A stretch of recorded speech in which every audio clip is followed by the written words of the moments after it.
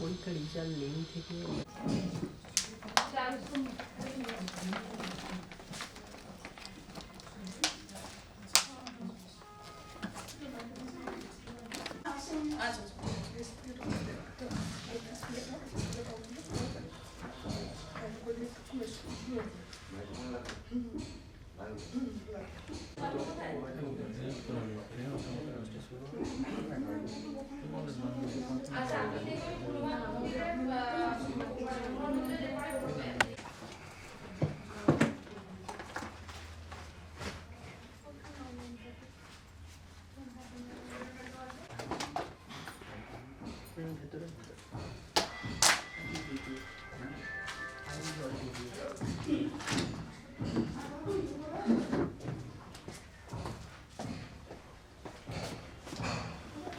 এখানে আসার জন্য তোমাদের সবাইকে ধন্যবাদ। তো আজকের সেমিনারটা এখানে হচ্ছে এবং জব ডেস্টিনেশনের তরফ থেকে এটা প্রথম সেমিনার। তো সবার আশা করি খুব ভালো লাগছে এবং এই সেমিনারটাকে আমরা খুব সুন্দরভাবে এগিয়ে নিয়ে যাবো এবং আমাদের এখানে যে সমস্ত স্যার ম্যাডামরা আসছেন তাদের প্রত্যেকের বক্তব্য শুনবে, আমরাও তোমাদের বক্তব্য শুনবো, কারণ এটা একটা সেমিনার বলে কথা। তো সেমিনারে সবার মতামত জানবো আমরা, তোমাদেরও কিছু যদি কোনো কোয়ারি থাকে আমাদের কাছে অবশ্যই জানবে। আর আগামী দিনে জব ডেস্টিনেশন তোমাদের জন্য অফলাইন ব্যাচ নিয়ে আসছে। এতদিন তোমরা অনলাইনে পেয়েছো, তাদেরকে অনলাইনে ক্লাস করেছো, আমাদেরকে তোমাদের ফোনে বা ল্যাপটপে বা কম্পিউটারে দেখেছো, বাট এবার তোমরা আমাদেরকে সামনাসামনি পাবে। তো খুব শীঘ্রই অর্থাৎ আগামী 15 ডিসেম্বর থেকে আমাদের জব ডেস্টিনেশনের অফলাইন ব্যাচ শুরু হচ্ছে এই দমদমে, ঠিক আছে? তো সমস্ত ডিটেলস আমরা আজকের এই সেমিনারে সবটা বলবো। তো তার আগে আমি রিকোয়েস্ট করব আমাদের যিনি ডাব্লিউবিসিএস অফিসার রয়েছেন কুনাল স্যার, তো আচ্ছা সন্ত কুমার স্যারকে বলবো কিছু বলার জন্য। তিনি এখানে এসেছেন এবং তাকে আমরা ওয়েলকাম জানাই। Thank you for so much for coming here, এখানে আসার জন্য অজস্র ধন্যবাদ তাকে।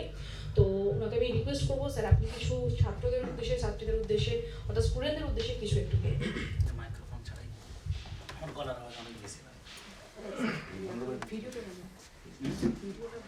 ঠিক আছে ঠিক আছে আমার গলার আওয়াজ। Good afternoon. আচ্ছা, আমি তুমিই বলছি, আমি অনেক সিনিয়র, তো তোমাদের সঙ্গে আমার পরিচয় হবে। এবার আমার জব ডেস্টিনেশন থেকে আমাকে কল করা হয়েছিল এবং আমি এদের সম্বন্ধে অনেক আগে থেকেই জানি, বাট মুখোমুখি হয়নি কোনোদিনই। সবই অফলাইন মোড, তো অনলাইন মোড হচ্ছে এখন, অফলাইন মোড। যাই হোক, আমি আগে নিজের পরিচয়টা দিই। আমি ওয়েস্ট বেঙ্গল সিভিল সার্ভিসের 2013 সালের আমি ব্যাচে মানে জব পেয়েছি, কিন্তু 16তে জয়েন, 2016তে। আমি দীর্ঘ 9 বছর প্রায় চাকরি করে ফেললাম, প্রায় 8+ মানে 9-এর কাছাকাছি চলছে। তো আমার অভিজ্ঞতা তোমাদের সঙ্গে শেয়ার করব, আমি কীভাবে এই জায়গায় পৌঁছেছি, প্রত্যেকটা জিনিস আমি বলব। কারণ তোমরা আগামী দিনের বা আসছে কোনো আগামী দিনের অফিসার হবে, বড় বড় দায়িত্ব পালন করতে হবে, তার জন্য যে মনের জোর, মনের মধ্যে সবচেয়ে দৃঢ়তা, সেটা তোমাদের রাখতে হবে।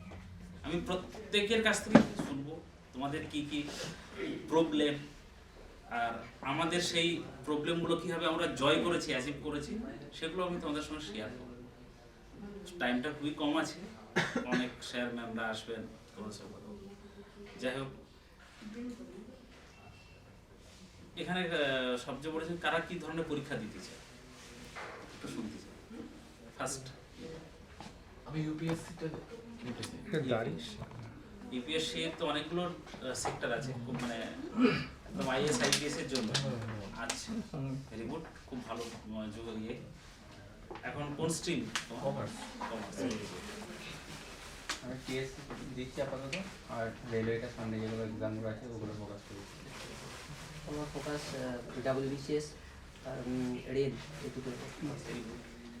রেল আর পুলিশ। নেক্সট আমার পিএসসি আর হচ্ছে সিজিএল। বসো বসো বলো। স্যার পিএসসি আর সিজিএল রেলওয়ের জন্যই প্রিপারেশন নিচ্ছি। আমি পিএসসির জন্য আর ডাব্লিউপি কেপির জন্য।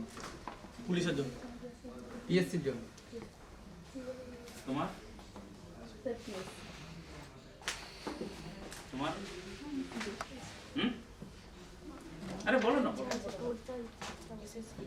আমি বলছি সবগুলো আমি এক্সাম দিয়েছি একটা সময়, আমি সব এক্সামের ভালো মন্দ সব দিকগুলো বলবো। আমি প্রত্যেকটা পরীক্ষা আমি পাশ করেছিলাম।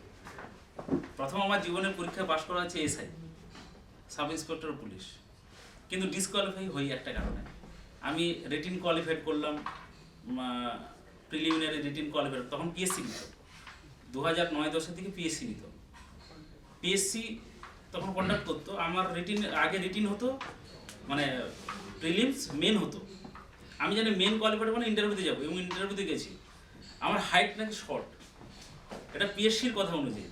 অ্যাকচুয়ালি আমি 167, ওদের হাইটে হচ্ছে 166, কিন্তু আমি নেগোসিয়েশনে গেলাম না এই কারণে যে কারণ আমার আপকামিং অনেকগুলো এক্সাম ছিল, তো আমি ইন্টারভিউ আমাকে বসতেই দিল না, এটা আমার ড্রব্যাক ছিল। কিন্তু আমার একটা জিনিস, উনি ওখানে যে স্যার এসেছিলেন মানে ইন্টারভিউ নিতে, মানে পুলিশের তরফ থেকে, তিনি আমাকে আলাদাভাবে ডেকে বললেন যে তুমি পারবে, তুমি অন্য কোনো পরীক্ষা দাও। অর্থাৎ আমি হাল ছেড়ে দিলাম না। এটা 2010-এর কাহিনী বলছি। উত্থান পতন সব কিছুই থাকবে লাইফে।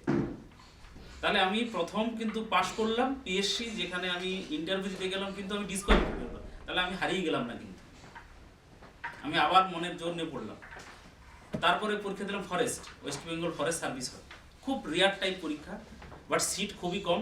জেনারেলে 4টে ছিল, আর এসসি এসটি ওবিসি মিলে আর 3টে সিট ছিল এ গ্রুপের, আর সাবঅর্ডিনেট ছিল মাত্র 16টা সিট।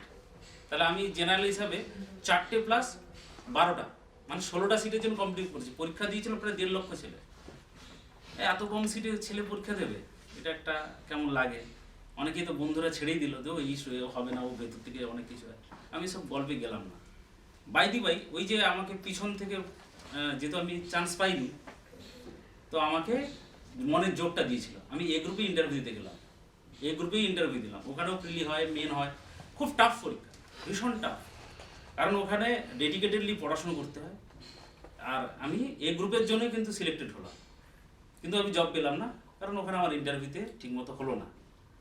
আবার একবার পিছিয়ে গেলাম, কিন্তু তখনও ডব্লিউবিসিএস দিচ্ছি, মেন দিচ্ছি, প্রিলিমিনস হচ্ছে, ইন্টারভিউ তার হচ্ছে না। আবার 11 সালে আমি ইন্টারভিউ বুঝতে গেলাম ডব্লিউবিসিএস, ওখানেও হলো না। তাহলে দেখো পরপর কিন্তু আমি চলে আসছি। এদিকে স্কুল সার্ভিস কমিশনে বসলাম, ওখানেও সেই ইন্টারভিউ থেকে আমি ব্যাক করে আসছি। রেলে পরীক্ষা দিলাম, ওখানেও দেখালাম সেকেন্ড টাইমে বা সেকেন্ড টার্মে চলে আসছি। ব্যাংকিংয়েও তাই। তাহলে আমি দেখছি পিছিয়ে যাচ্ছি, আবার এগোচ্ছি, পিছোচ্ছি। তখন আমার ফ্রেন্ড একটা কথা বললো, হাল ছাড়া যাবে না, যেদিকে মানে নজর তোমার থাকবে সেটাকে তোমাকে কনফিডেন্ট দেবে। এবার এটাকে আমি অ্যাচিভমেন্ট করলাম কি করে, এটা একটা কিন্তু খুব গুরুত্বপূর্ণ জায়গা। দেখো সবাই কিন্তু পড়াশুনো করো তো। পরীক্ষা হওয়ার পরে 3 ধরনের আমরা সমস্যায় ভুগি। 1 নম্বর ওভার কনফিডেন্স, মিডিয়াম কনফিডেন্স, লো কনফিডেন্স। একটা ছেলে পরীক্ষা কেমন হয়েছে, আরে দুর্দান্ত, ওইগুলো তো কমন জিনিস আসে না, তোমাদের মধ্যে আসে না? দেখবো সেই ছেলেগুলো ঠিক জায়গায় পৌঁছতে পারছে না। আবার একটা ছেলে দেখবে পরীক্ষা হয়েছে, কিন্তু আমার মনে ভুলগুলো কোথাও ছিল। এটা দেখবে 20 থেকে 25% ছেলে মেয়ের মধ্যে এই জিনিসটা। আর এসব পেছনে ব্যাকডোর লো, মানে এটা লো কনফিডেন্স, ব্যাকডোর দিয়ে ঢুকে যাবে। তাহলে আমরা ওই মিডিলটাকে ধরবো, 20% ছেলে মেয়ে।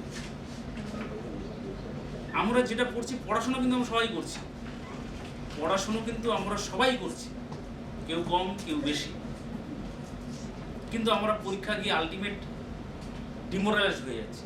তার কারণটা হচ্ছে আমাদের সিস্টেমের গলদ আছে। কীরকম সিস্টেম? পড়ার সিস্টেম। আমরা কোনো একটা সিনেমা হলে সিনেমা দেখতে গিয়ে হঠাৎ করে মাঝখানে গিয়ে দেখছি এই মারামারি হচ্ছে, সব কিছু হচ্ছে, কিন্তু আমি কুল কিনারে খুঁজে পাচ্ছি না। পড়ার সমুদ্রটা সেরকম, মাঝ বরাবর পড়লে হবে না। একটা নির্দিষ্ট সিলেবাস ধরে টপ টু বটম থিঙ্কিং পাওয়ারটাকে বাড়াতে হয়। কীরকম? আমি যদি ইতিহাস পড়ি, ইতিহাসের আমাকে প্রথমে দেখতে হবে এক একটা চ্যাপ্টার ধরে নিতে হবে। আমি 3টে চ্যাপ্টারকে ভাগ করবো। ভাগ করার পর ক্রোনোলজিক্যালি সাজাবো, তোমার ক্ষেত্রে সুবিধা হবে। যারা এমনি কম্পিটিটিভ এক্সাম দিচ্ছ, বিশেষ করে দেখো ইউপিএসসি যারা পিএসসি দেবে তাদের একটা নির্দিষ্ট সিলেবাস আছে, কিন্তু যারা আদার্স পরীক্ষা দিচ্ছ কিন্তু সিলেবাস বহির্ভূত। তো কি আসবে কি হবে কি হবে না আমরা কিন্তু জানি না, তাই তো? সেটাকে অ্যাচিভ করে, কারণ আমি তো অনেকগুলো পরীক্ষা পাস করেছি, অন্তত প্রিলিটাও কোয়ালিফাইড করেছে, সেটাও কাজে লেগেছে আমার।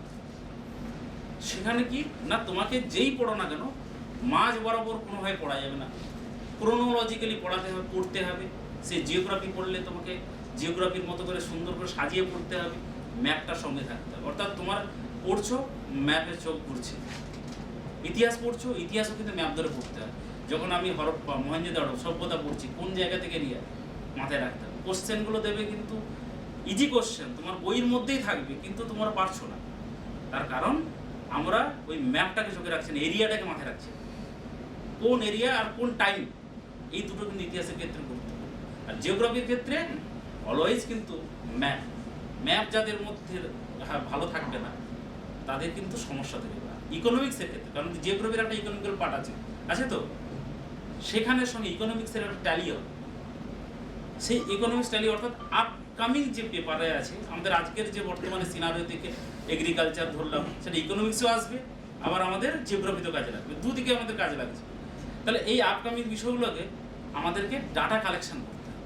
তাহলে আমাদের প্রত্যেক দিন নির্দিষ্ট টাইম, আমি 2 ঘন্টা পড়ি কি 3 ঘন্টা পড়ি, অনেক প্রফেশনের সঙ্গে যুক্ত আছে, তার সঙ্গে কিন্তু আবার কম্পিটিটিভ এক্সামের পড়াশোনা করছে।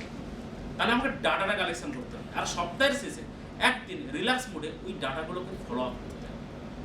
তবে দেখবে সারাদিনের বিষয়টা মাথায় থাকে, সারা সপ্তাহের বিষয়টা মাথায় থাকে। জিকে কখনো মুখস্থ করা যায় না, রিমেম্বার করতে হবে। জিকে আগে পিছের ঘটনা মনে রাখতে হয়। জিকে তো একটা সমুদ্র, তুমি যাই পড়বে তাই জিকে। আজকে আমি ক্যান্টনমেন্ট থেকে আসছি, তাহলে ক্যান্টনমেন্টের অবস্থান কোথায়, লোকেশন কোথায়, এটাও একটা জিকে। এখানে কি ছিল সেটাও একটা জিকে। জিকে সমুদ্রে আসছি, কোথা থেকে আসবে তা হবে না। তবে একটা স্ট্র্যাটেজি দিই, যারা কোশ্চেন সেটার থাকে, যারা কোশ্চেন প্রিভিয়াস 3টে বছরে ফলো করবে, সবসময় খুব বেশি পুরনো ফলো করতে বারণ করবো। ম্যাথ আর হচ্ছে ইংলিশ বাদে বাকিগুলো আর ইতিহাস সবই আছে, তো কারেন্ট অ্যাফেয়ার্সের ক্ষেত্রে সবসময় ফলো করতে পারবো। লাস্ট 3টে বছরে কোশ্চেনের সাইকোলজিটা কি বলছে, কোশ্চেন সেটারের সাইকোলজিটা কি বলছে। দেখবে সাইকোলজি একটা পয়েন্ট, বেস পয়েন্টে থাকে, যে কারেন্ট অ্যাফেয়ার্সগুলো আছে। সাপোজ আজকে একটা ডিসপুট অ্যারাইজ করছে ইন্ডিয়া বাংলাদেশ, কিংবা ইউক্রেন রাশিয়া, কিংবা আমেরিকা কানাডা। আজকে একটা নিউজ দেখবে কানাডাকে মানে একসঙ্গে মিশিয়ে নেওয়ার জন্য, এই যে ব্যাপারগুলো। তাহলে ওখানকার 3টে জিনিস ফলো করবো। 1 নম্বর হচ্ছে ওখানকার হিস্ট্রি, 2য় নম্বর ওখানকার আসপেক্টে কি ইকোনমিক্যাল কি প্রবলেম হবে, আর রাজনৈতিক পলিটিক্যাল কি এফেক্ট পড়বে, তার সঙ্গে ইন্ডিয়ার কি যোগ আছে। সবসময় মাথায় রাখতে হবে, যেহেতু আমার দেশের পরীক্ষা, আমার রাজ্যের পরীক্ষা, আমার ভারতের কি সুবিধা হবে অসুবিধা হবে, এই জিনিসগুলো যদি গল্পটাকে তুমি মাথায় রাখো, তাহলে জিকে মুখস্থ করতে হয়। আমরা এইভাবেই কিন্তু তৈরি করেছি। আর যারা ইউপিএসসি যারা ব্রড পরীক্ষা দেবে, তাদের প্রচুরভাবে প্রবন্ধ পড়তে হবে। এসে প্রথম জিনিস আমি আবার একবার বলছি, কনফিডেন্স হারানো যাবে না। আমার একটা বন্ধু, মানে আমি ওর মার্কসটা বলছি, ও আমার খুব ক্লোজ ফ্রেন্ড, ও মাধ্যমিকে 35% মার্কস পেয়েছে। ও পশ্চিমবঙ্গের কোনো কলেজে স্কুলে ভর্তি হতে পারেনি, চলে গেল বিহারের ভাগলপুর, ওখানেও 39% মার্কস পেয়েছে। ওখানে দিয়ে গ্রাজুয়েশন ওখান থেকেই করলো। মানে এত বাজে রেজাল্ট যে কোথাও ভর্তি হওয়ার মতো, কিন্তু গ্রাজুয়েশন থেকে ওর আস্তে আস্তে রেজাল্টটা ভালো হতে থাকে। তারপরে কানপুর ইউনিভার্সিটি থেকে পড়াশোনা করলো। আর কানপুর ইউনিভার্সিটি পশ্চিমবঙ্গের সঙ্গে একটা ব্যাপার আছে, কানপুর ইউনিভার্সিটিতে পড়াশোনা করলে এখানে মানে যারা তথাকথিত বিশ্ববিদ্যালয়গুলো আছে, স্কুল ফুলের দিকে একটা অন্য চোখে থাকে, এই সব ইউনিভার্সিটি থেকে পড়ানো হয়, এই ভাবনা নেই কিন্তু চলে আর কি। এখন ওই সব বাউন্ডারি ভেঙে গেছে। এবার ওই ছেলেটা গ্র্যাজুয়েশন এবং মাস্টার ডিগ্রিতে ভালো রেজাল্ট করতো, কিন্তু ও স্কুল টিচারে গেল না। ও ডেডিকেটেডলি 2010 থেকে 2011-র মধ্যে, এবং তার আগে অবশ্য 9 থেকে শুরু করেছে, এই 2 বছরে ও ও কোনো কিছু ভুলে গেছে, সব কিছু ভুলে গেছে। ভুলে গিয়ে 2011 সালে প্রথম পেল হচ্ছে WBCS এর group D, miscellaneous group D একসঙ্গে পেল। তারপরে যতবারই পরীক্ষা দিয়েছে প্রত্যেকবারই এই গ্রুপে চান্স পেয়েছে। এখন রেভিনিউ সাব রেজিস্ট্রার হিসাবে অবস্থান করছে মুর্শিদাবাদে। তো ওকে আমি দেখেছিলাম পড়া কাকে বলে। ম্যাথ যখন বসতো ম্যাথ করতে, যে আমি এইটুকু ম্যাথই করব, যতক্ষণ না শেষ হচ্ছে বিভিন্ন পরীক্ষায় ওই ম্যাথটা কতক্ষণ পর্যন্ত আমি শেষ করব। ধরো আমি এলসিএম শুরু করলাম, এলসিএম রেলেও আছে, ব্যাংকিংয়ে আছে, WBCS, যেখানে যেখানে আসবে ওই এলসিএম এর যত ধরনের কোশ্চেন আছে ও টানা বসবে, যতগুলো বই নিয়ে আসবে বসবে, 6 ঘন্টা লাগুক 7 ঘন্টা লাগুক ও শেষ করবে এবং একটা নির্দিষ্ট খাতাতে ওটাকে টুকে নেবে। তাহলে কি হবে, 1 মাস পরে কিন্তু ওই খাতাটা দেখলেই কিন্তু তৈরি হয়ে যাবে। আমার সঙ্গে 2-3 জন বিহারের ছেলের সঙ্গে পরিচয় এবং তারা সবচেয়ে মজার ব্যাপার, তারা 18 বছর বয়সে বিয়েও করে নিয়েছে। আমি তাকে জিজ্ঞেস করেছিলাম, তুমি বিয়ে করে নিয়েছো, ঘরে 2টো বাচ্চা আছে, তারপরে বলছে দাদা ওটা তো একটা পার্ট অফ লাইফ, ওটা একটা পার্ট অফ লাইফ। তাহলে ওই লাইফটাই আমাকে যুদ্ধ করতে হবে, আবার আমাকে জব খুঁজতে হবে। জবটাকে দেখো, সে পড়াশোনা করছে, প্যারালালি সংসার পরিচালনা করছে, আবার কম্পিটিটিভ এক্সাম দিচ্ছে। তাহলে তুমি প্র্যাকটিস করতে কখন? যে দাদা আমি 18 বছর বয়সে যখন বিয়ে করি তখনই আমি ডেডিকেটেডলি ভেবে নিয়েছিলাম যে সব পরীক্ষাই দেবো, সে গ্রুপ ডি হোক যাই কিছু হোক সব পরীক্ষাই দেবো। পরীক্ষা দেওয়ার কিন্তু আমার মোটোটা থাকবে, আমি যে পরীক্ষাটা মেন এম করে নেবো। পরীক্ষাটা দেওয়ার উদ্দেশ্য হচ্ছে আমার যে ভয়গুলোকে ভেঙে যাওয়া, কোশ্চেনের প্যাটার্নগুলোকে নিয়ে আসা, আর কোশ্চেনগুলোর মধ্যে কী ধরনের ভুল ভ্রান্তিগুলো আসছে সেগুলো কারেকশন করা। শেষ পর্যন্ত ও 22 বছরের চাকরি পেয়ে গেছে, 4 বছরের মধ্যে চাকরি পেয়ে গেছে। তারপরেও কিন্তু এসছে আরো হায়ার পোস্টের জন্য চাকরি করতে। তার লড়াইটা কিন্তু ছাড়া যাবে না, মাটি কামড়ে পড়ে থাকতে হবে। কিন্তু আমি পড়াশোনা করছি, আমি আমার বাড়িতে জব নেই, জবও করতে হবে প্যারালালি, তার মধ্য থেকে টাইম বের করে নিজেকে তৈরি করতে হবে। আমিও তো একসময় প্রচুর টিউশন পড়াতাম। টিউশনের একটা ভালো দিক আছে, আমি যে সাবজেক্টটা আমার WBCS এর মেন পেপার ছিল জুলজি আর বোটানি, সাধারণত রাখে না, খুব টাফ সাবজেক্ট জুলজি বোটানি, মানে আমার ওটাই গ্র্যাজুয়েশন পেপার ছিল। আমার ওখানে কনফিডেন্স ছিল, যার যেটা তোমার সাবজেক্ট কমার্স, তোমার অডিট অ্যান্ড অ্যাকাউন্টসের জন্য তৈরি করতে হবে। কারণ অডিট অ্যান্ড অ্যাকাউন্টস দেখো তুমি UPSC দেবেই, বাট অডিট অ্যান্ড অ্যাকাউন্টসের একটা পেপার থাকে। তাহলে ওই পেপারটা আমি যদি মেন পেপার হিসাবে ইউজ করি তাহলে আমার দুদিকে বেনিফিট। তোমার কি সাবজেক্ট? সোশিওলজি। সোশিওলজিতে অবশ্য UPSCর ক্ষেত্রে সুবিধা হবে, but West Bengal civil service একটা মেন পেপার তুমি অপশনাল পাবে। তোমার তুমি তো পরীক্ষা দেবে, তোমার বাংলা দুটো জায়গায় সুবিধা আছে। WBCS যদি দাও তুমি, WBCS এ একটা কম্পালসারি পেপার থাকবে, সেখানে সম্ভবত এখন মনে পাস করতে হবে, ওটা মার্কসটা যোগ হয় না মনে হয়। রিসেন্টলি যোগ হচ্ছে কি? যোগ হচ্ছে তো, তাহলে ওটা তোমার কাজে লাগবে, আর ওটা তুমি অপশনাল হিসেবে কাজে লাগবে। তাহলে দুদিকে বেনিফিটেড। তাহলে এমন একটা সাবজেক্ট রাখবো আমার প্রিলিমসেও কাজে লাগবে, আবার সেটা মেনেও কাজে লাগবে, আবার সেই সাবজেক্ট আমি পড়াবো, তাহলে ডেপথটাও বাড়বে। আমি একটা স্টুডেন্ট পড়াবো, তাকে পড়াবো মানে কি পড়ানোর মতো করে পড়ানো। অর্থাৎ পড়ানো মানে আমি পয়সা রোজগারের জন্য যাচ্ছি না, কিন্তু আমার যে মানে একটা আছে সেটাকে আমি ওর কাছে পড়ালে, আরো ডিসকাস করলে আমার কাছে চর্চা বহুল হয়ে যাবে। তাহলে 3টে বিষয় প্রত্যেকটা সাবজেক্ট পড়ার সময় তার আগের পিছের ঘটনা মনে রাখতে হবে, যেটা তোমাকে সাহায্য করবে।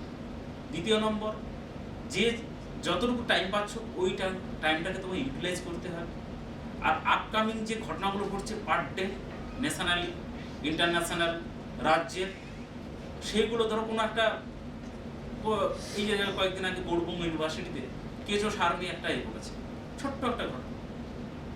তাহলে ওখানে দেখতে হবে ওই ঘটনা যে দেবে না তোমার কোশ্চেন, সেটাও কিন্তু বলা যাচ্ছে না। রাজ্যের স্তর হলে পরীক্ষা দিতেই পারে। সেন্ট্রাল এরকম ছোটো ছোটো বিষয়গুলো তোমাকে মাথায় রাখতে হবে, যে কোনটা বেশি পপুলার হতে যাচ্ছে। আবার দেখবে যখন ল অ্যান্ড অর্ডারের প্রবলেম আসছে তখন কনস্টিটিউশনের সঙ্গে যুক্ত হয়ে যাবে। অর্থাৎ আমি যখন ল অ্যান্ড অর্ডার নিয়ে পড়ছি অর্থাৎ পেপারে দেখছি যে এই একটা বাউন্ডারি সিস্টেম নেই, তাহলে বাউন্ডারি কমিশন কবে হয়েছে, বা তার সঙ্গে ইকোনমিক্স কনস্টিটিউশনে কী সম্পর্ক ছিল, নাগরিকত্ব আইন নিয়ে চলছে, দেখো এখন নাগরিক নিয়ে বাংলাদেশ দেশের সমস্যা চলছে, তাহলে আমাদের কনস্টিটিউশনে একটা পার্ট ঢুকে গেল। আবাস যোজনা, তাহলে এখানে পঞ্চায়েতের রাজ সিস্টেম, পিএসসি হলে পঞ্চায়েত রাজ সিস্টেম দিয়ে কোশ্চেন আছে, তাহলে আমাকে পঞ্চায়েত রাজটাকে তৈরি করতে হবে। তাহলে এই যে বিষয়গুলো, অর্থাৎ আমি যেটা পড়বো একসঙ্গে দুটো বিষয় মেরিটকে চলে আসবে। সর্বশেষ যেটা কথা বলি, পরীক্ষা দেওয়ার পরে প্রত্যেকটা কোশ্চেন আমি যে পারবো তার কোনো মানে নেই। আমি পরীক্ষা দিয়ে এসে মুছড়ে না গিয়ে যে কোশ্চেনটা ভুল হলো সেই কোশ্চেনটাকে অ্যানালাইসিস করা, কেন ভুলটা হলো, ভুলটার জায়গাটা কোথায়, তাহলে আমার এই জায়গাটা তুমি তো পড়েছো কিছুটা, অর্থাৎ একটা কোশ্চেনের তুমি 60% অ্যান্সার করতে পেরেছো, 40% পারোনি, আর 5% পেলে তুমি কিন্তু ওই গণ্ডিটা পেরোতে পারবে। অর্থাৎ যে একটা ছেলে 100-র মধ্যে পুরো 100% সেটা কিন্তু নয়, সেটা কালে ভদ্রে 1-1 হয়ে যায়, ওই 65 থেকে 70-র মধ্যে কিন্তু ঘোরাফেরা করে পার্সেন্টেজে, সে আইএস হোক আর ডব্লিউবিসিএস হোক বা যে কোনো পরীক্ষায় হোক।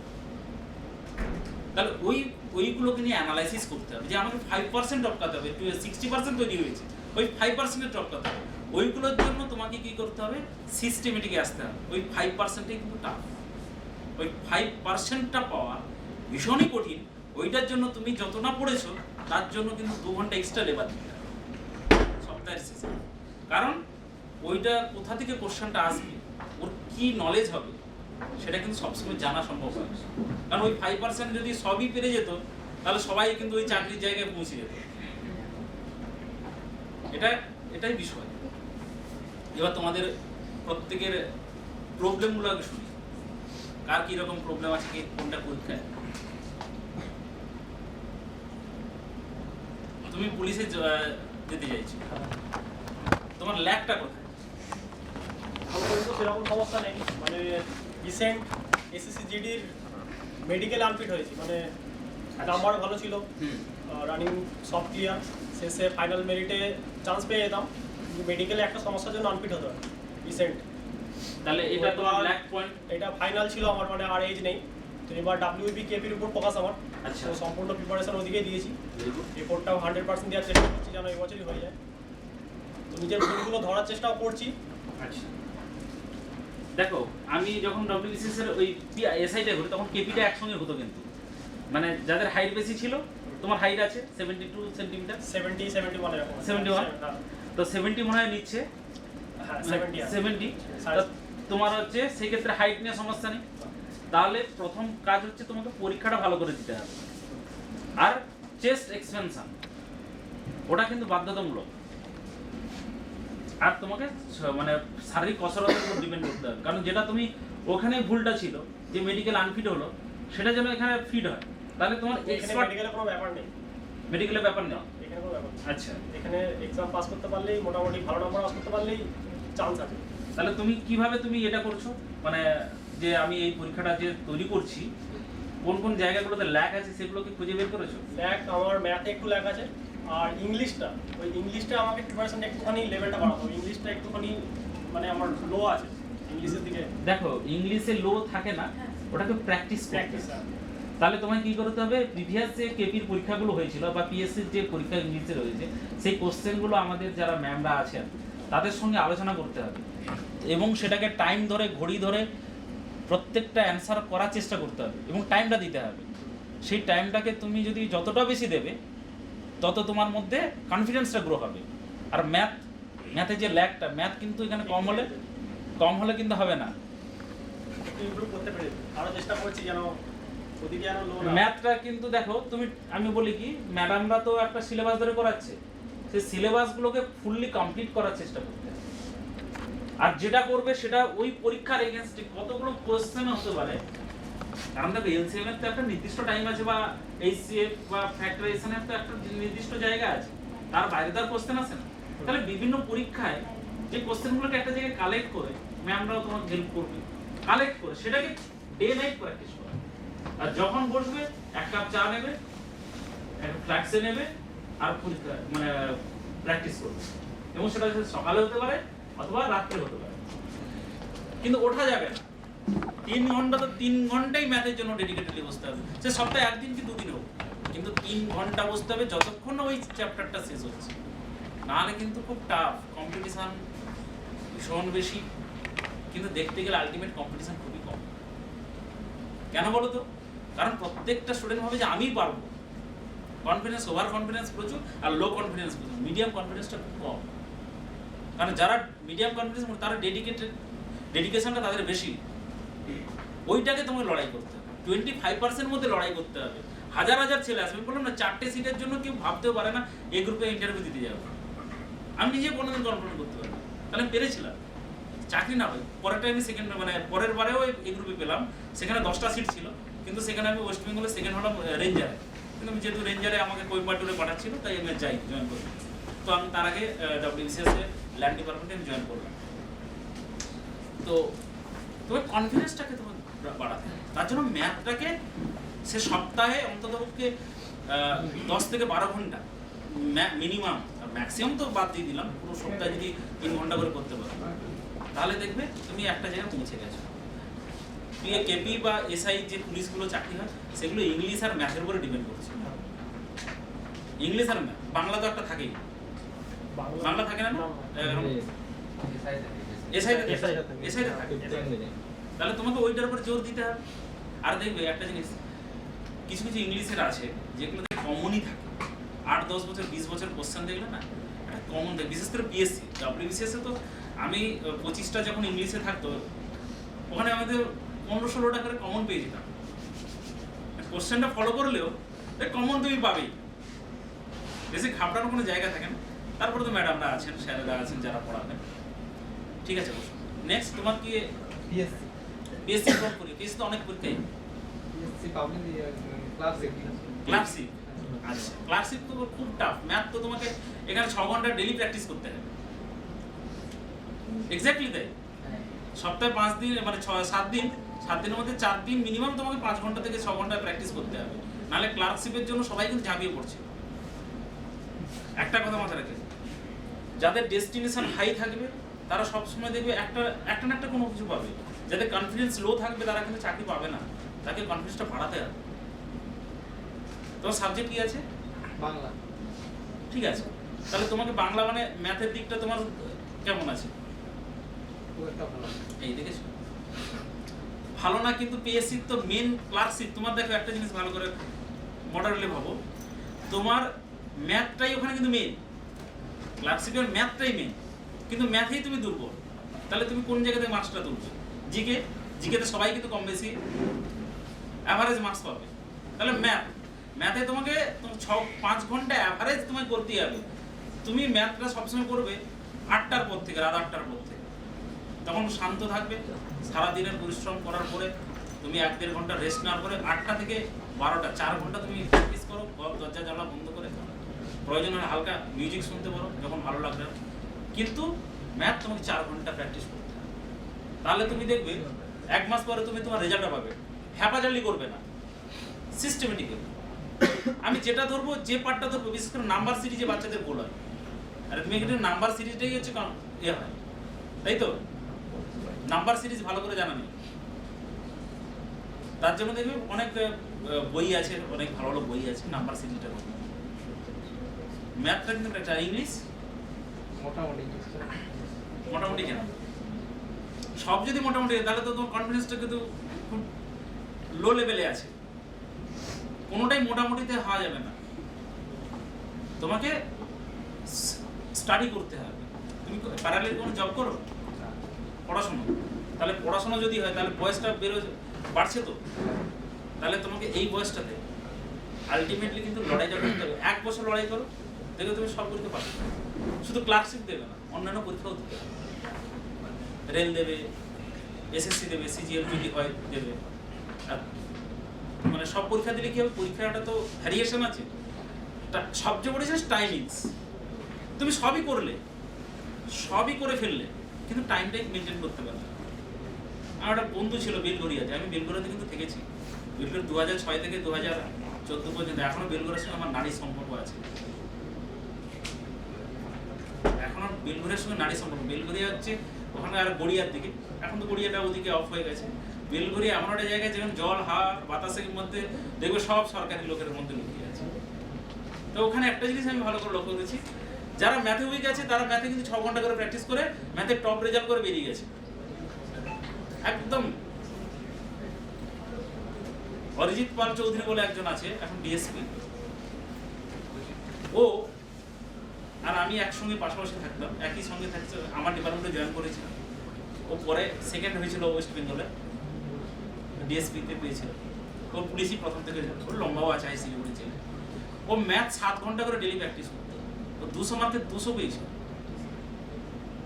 Can you imagine? 14 সালে পরীক্ষাতে 200 পেয়েছিল ম্যাথ। কিন্তু ম্যাথে একদম পুয়ার ছিল। কম্পিটিশন, ওর সঙ্গে আমার আরেক বন্ধু ছিল, ও চাকরি পেয়েছে, ও আমার ডিপার্টমেন্টে আছে, আর ও দুজনেই কিন্তু উঠবে না, এই দুটো বোতল যদি থাকে ওই জায়গায় তো বসছেই, ওর বাইরে বেরোবে না।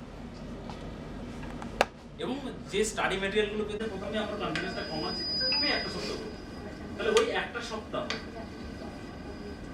তোমাকে ওই টাইম ধরে করো, পরের সপ্তাহে দেখবে 1 মাস পরে দেখবে 4টে সপ্তাহ কঠিন ম্যাথ স্টুডেন্ট দেখবে পরীক্ষাগুলো ম্যাথ কিন্তু খুব টাফ হয়। তুমি পারলে কি করে? বলছে দাদা এই ম্যাথের শুধু করে ডাটা চেক করে মুখে অ্যানসার করেছে, কি করে গেছে, আমি কিছু ভাবিনি, আমি ম্যাথে ভালো ছিল না, শুধু ম্যাথ প্র্যাকটিস করেছি, যেটা দেখছি ও এই কোশ্চেন, এই কোশ্চেন তো আমার জানা নেই। বেলঘড়ি আর ও মুখস্থ করে এসেছে, মানে যা দেখছে তাই ডাটা পাচ্ছে, ও সব ম্যাথ করেছে, কিন্তু ডাটাতে ট্যাবুলেশনে গিয়ে ও এই যে 1 ঘন্টা 20 মিনিটে পরীক্ষা হবে সেখানে আর টাইমই, তার জন্য শর্ট ফর্ম তোমাকে নিতে হবে। আগে ম্যাডামরা যেভাবে তোমাদেরকে গাইড করবে সেইভাবে তোমাকে কিন্তু এগিয়ে যেতে হবে, তবে তুমি অ্যাচিভমেন্ট করতে পারবে। আর একটা পরীক্ষার মধ্যে তুমি যদি বাউন্ড থেকে যাও, এই কনফিডেন্সটা কিন্তু লো হয়ে যাবে। যাই হোক, আমার মূল টার্গেট, আমি তো একদম নিরক্ষর নই, আমি এতটা পাস করে এসেছি। গ্র্যাজুয়েশন পাস করা মানে বুঝতে পারছো তো, একটা ভারতবর্ষ মতো দেশে গ্র্যাজুয়েশন পাস করেছে মানে শিক্ষিত। আজকে রেস্ট অফ ওয়ার্ল্ডে অনেক দেশের সেই শিক্ষার হারটাই নেই। আফ্রিকান কান্ট্রিগুলো দেখলে বোঝা যাবে, মধ্যপ্রাচ্যের দেশগুলোকে দেখলে বোঝা যাবে যে ওখানে শিক্ষার হার কোথায়, আমি সেই জায়গাটা কোথায়, তবু আমরা পারছি না কেন? আমার চোখ কান নাক দুটোই আছে। সবচেয়ে মজাদার ব্যাপার বলি, আমি স্পেশাল বিএড করেছিলাম NIHH, national institute of hearing handicap. ওরা দেখতে পাচ্ছে না, শুনতে পাচ্ছে না, কথা বলতে পারছে না, দেখতে পাচ্ছে, শুনতে পাচ্ছে না, কথা বলতে পারছে না। এইবার আমটা খুব মিষ্টি, আমটা তো সে টেস্ট করে বুঝে নিল যে মিষ্টি।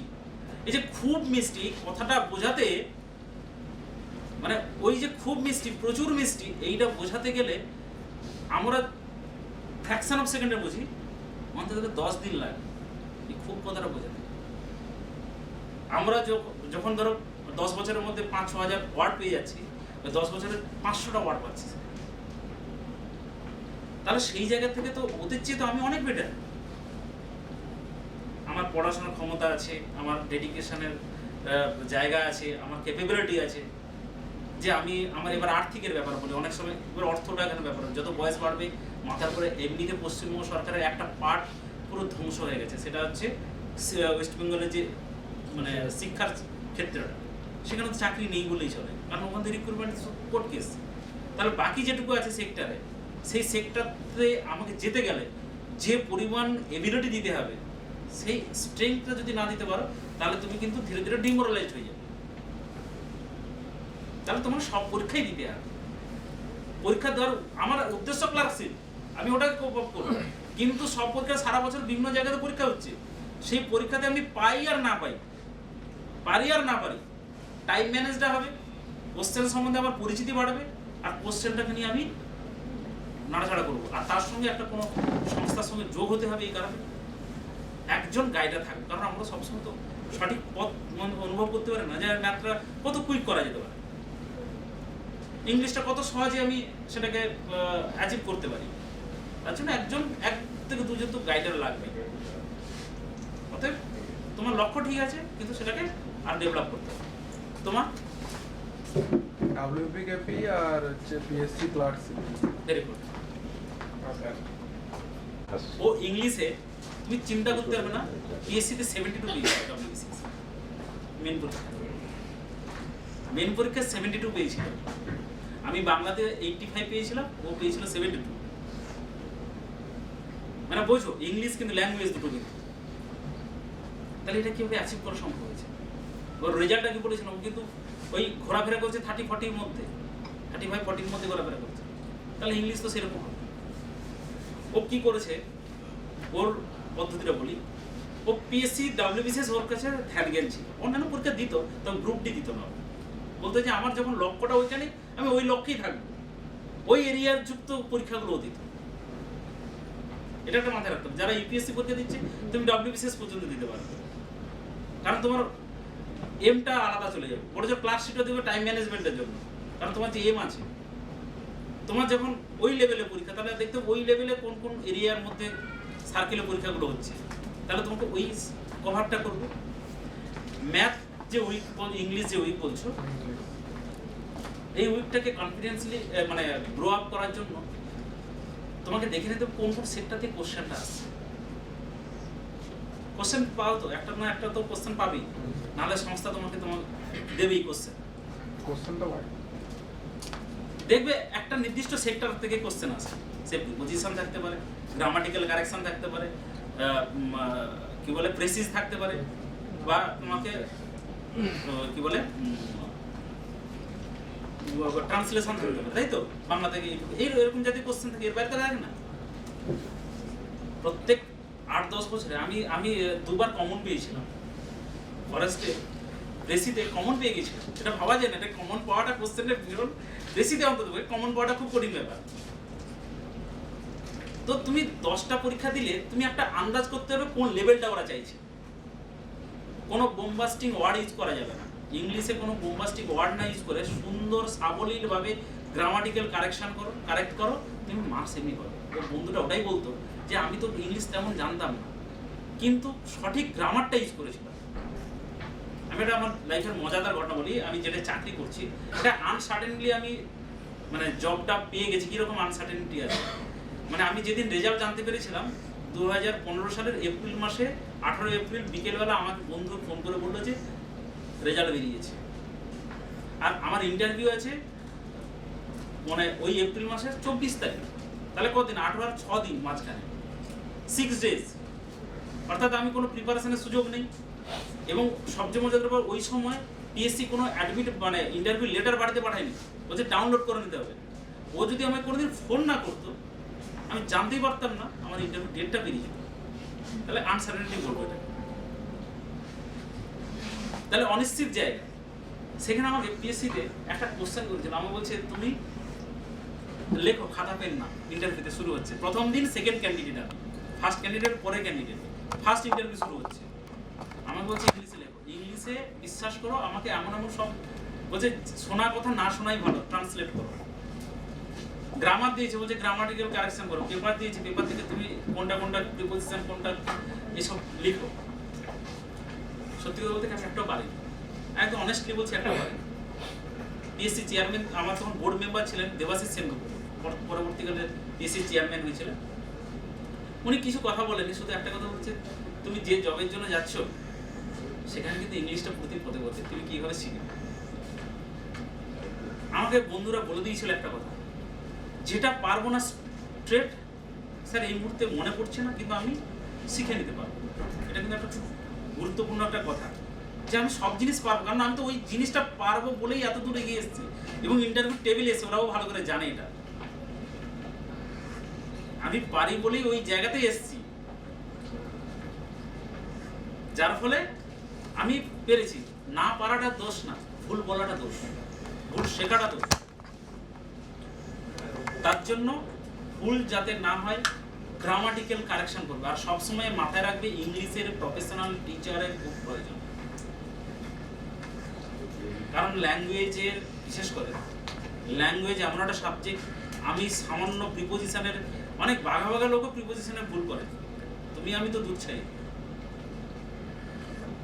সাবলীল ভাষায় লেখাটা খুব কঠিন, কঠিন শব্দ ইউজ করার চেষ্টা করবে না। প্রথম ছোট্ট ভাবে তুমি নিজেকে তৈরি করবে, দেখবে ডেভেলপমেন্ট এমনি এসে যাবে। কিচ্ছু না, তুমি 6 মাস ট্রাই করো, 7 মাসের পর থেকে দেখবে তুমি নিজেই বুঝতে পারছো না আমিও এই ছিলাম। আমি 27 বছরে শুরু করলাম প্রথম চাকরির জীবন পরীক্ষা। তার আগে আমি বিভিন্ন ডিগ্রি ফিগ্রি হানা তেনা করেছি, যে স্কুল সার্ভিস নিয়ে মাতামাতি, এই স্কুল সার্ভিস হলো না, এই হলো না। শেষে তখন আমার একজন দিদি বললো যে তুই ডব্লিউবিসিএস জন্য প্রিপারেশন নে। 27 বছরে জিকে শুরু করছে, জিকে সমুদ্রে, তখন প্রধানমন্ত্রীকে নিয়ে ওটাই জানতাম না, কিন্তু 1 বছরে আমি সেটাকে ডেভেলপ করে হয়েছিল। 28 বছর বয়স থেকে একদম লাস্ট 3 বছরে খুব ভালো পড়াশোনা করেছি, এবং 3 বছর আমি ভাবিনি কোনো কিছু। তোমার 2 বছর লাগবে, যে কোনো সময় 1 থেকে 2 বছর তুমি দেখবে ভালো যদি পড়াশোনা করো, কনফিডেন্টলি 1-1.5 বছরের মধ্যে তোমার চাকরি হবে, অবধারিত। সে যত বড় ক্ষমতাশালী লোক থাকে না, তোমার চাকরি হবে যে কোনো জায়গায়। ডেডিকেশন, কনফিডেন্স আর ভুলগুলো কারেকশন করা। আমি সব জানতো তা নয়, কিন্তু আমার সবচেয়ে দুর্বল পয়েন্ট ছিল, আমি প্রথম ভাবতাম আমি রেজাল্ট আমার সব প্রথম থেকেই ভালো ছিল। আমি ভাবতাম যে আমি সব পেরে যাচ্ছি, আমার টিচারের দরকার হতো না। ওটাই আমার জীবনে কাল হয়ে দাঁড়িয়েছিল। আমার 27 বছর পর্যন্ত ওয়েট করতে হয়েছিল চাকরির জন্য।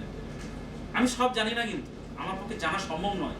ভুলটা যেটাই ভুল সেটা জানানোর একজন দরকার, একজন গাইডার দরকার। তাহলে তোমাকে প্রথম থেকে কনফিডেন্সটা বাড়াতে গেলে ইংলিশের উপর জোর দিতে হবে।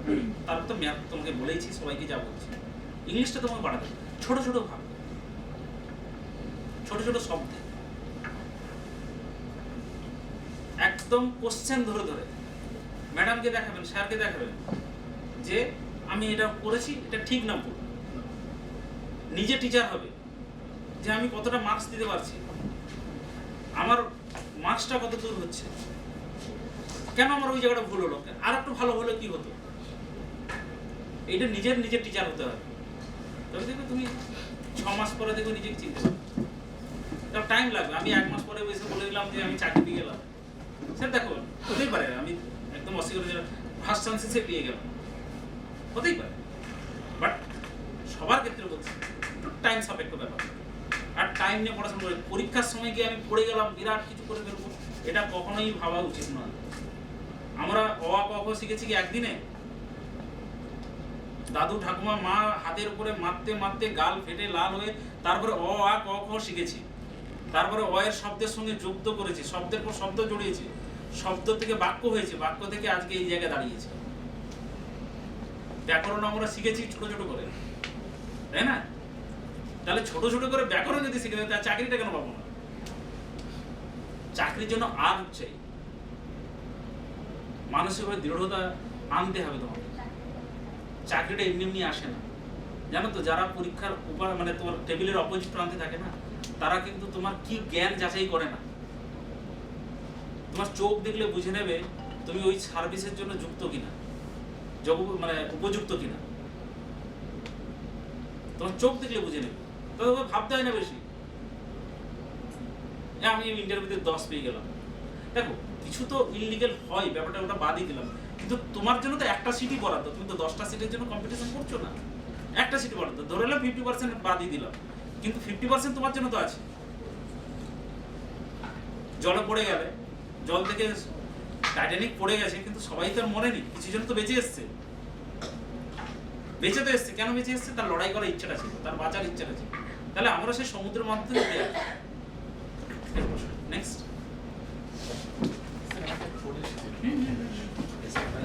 আমি আরআরবির জন্য প্রিপারেশন নিচ্ছি, নন টেকনিক্যাল আর হচ্ছে গ্রুপ ডি। সিলেবাসটা আমি এখন নতুন শুরু করেছি। ছোটবেলা থেকে শিখেছি কাউকে দেখাবি না পাশের জনকে, এই শিক্ষাই করবি না। গ্রুপ ডিসকাশন, ছোট ছোট ইউনিটে ফ্রেন্ডদের মধ্যে 3টে গ্রুপ করে নাও, যে আমি 3-4 জন মিলে তোকে কারেকশন করবে। আমরা যেটা করেছিলাম পরবর্তীকালে আমি সেটা খুব বেনিফিটেড, মানে এত বেনিফিট পেয়েছে। আমাদের সঙ্গে 72 জন বন্ধু একসঙ্গে স্টাডি করতাম। এবার আমি বলি আমিও কানপুর স্টুডেন্ট, 72 জনই ছেলে চাকরি পেয়েছে, সবই ডব্লিউবিসিএস অথবা হচ্ছে খুব কম সংখ্যক টিচার, ম্যাক্সিমাম ডব্লিউবিসিএস। 10, 11, 12, 13 এর মধ্যে সব পেয়ে গেছে। 14তে আর 10-12 জন ছিল, 14তে পেয়েছে। একটা ছেলে আমার বন্ধু নেই, সব বন্ধু ওয়েস্ট বেঙ্গলে ঘুরে বেড়াচ্ছে। আমরা তখন কি করলাম, ওরা থাকবে, আমরা কিন্তু গ্রুপ ডিসকাশন করে পড়বো। ছোট ছোট 4-5 জন গ্রুপ করতাম একটা নির্দিষ্ট টাইমে। আজকে ইংলিশ করবো, কালকে বাংলা করবো, কালকে এইটা করবো। তাতে কি হবে? নলেজটা বাড়বে। আর কনফিডেন্স লেভেল কোথায় গিয়ে পৌঁছো তুমি ভাবতে পারবে না। ইংলিশটা কিভাবে করা যায় বলো, ডেভেলপ করা যায়? তোমার থেকে বলছি। ওয়ার্ড স্টক নতুন নতুন ভাবে সিনোনিম এগুলো আমি করছি। আচ্ছা, শুধু ওয়ার্ড স্টক করলেই হবে? সেন্টেন্স শব্দটা দেওয়া আছে, সেন্টেন্স শব্দটার ইউজটা কোথায় করতে হবে? স্টক বাড়ালে হবে না, আমি বাক্য গঠন বা কেসে শব্দটার ইউজ, সেন্টেন্স শব্দটা কোথায় কোথায় ইউজ করা যেতে পারে? কথা বলে কনভারসেশন করে, আর কোনো থিম লিখে বা কিছু লিখে। আর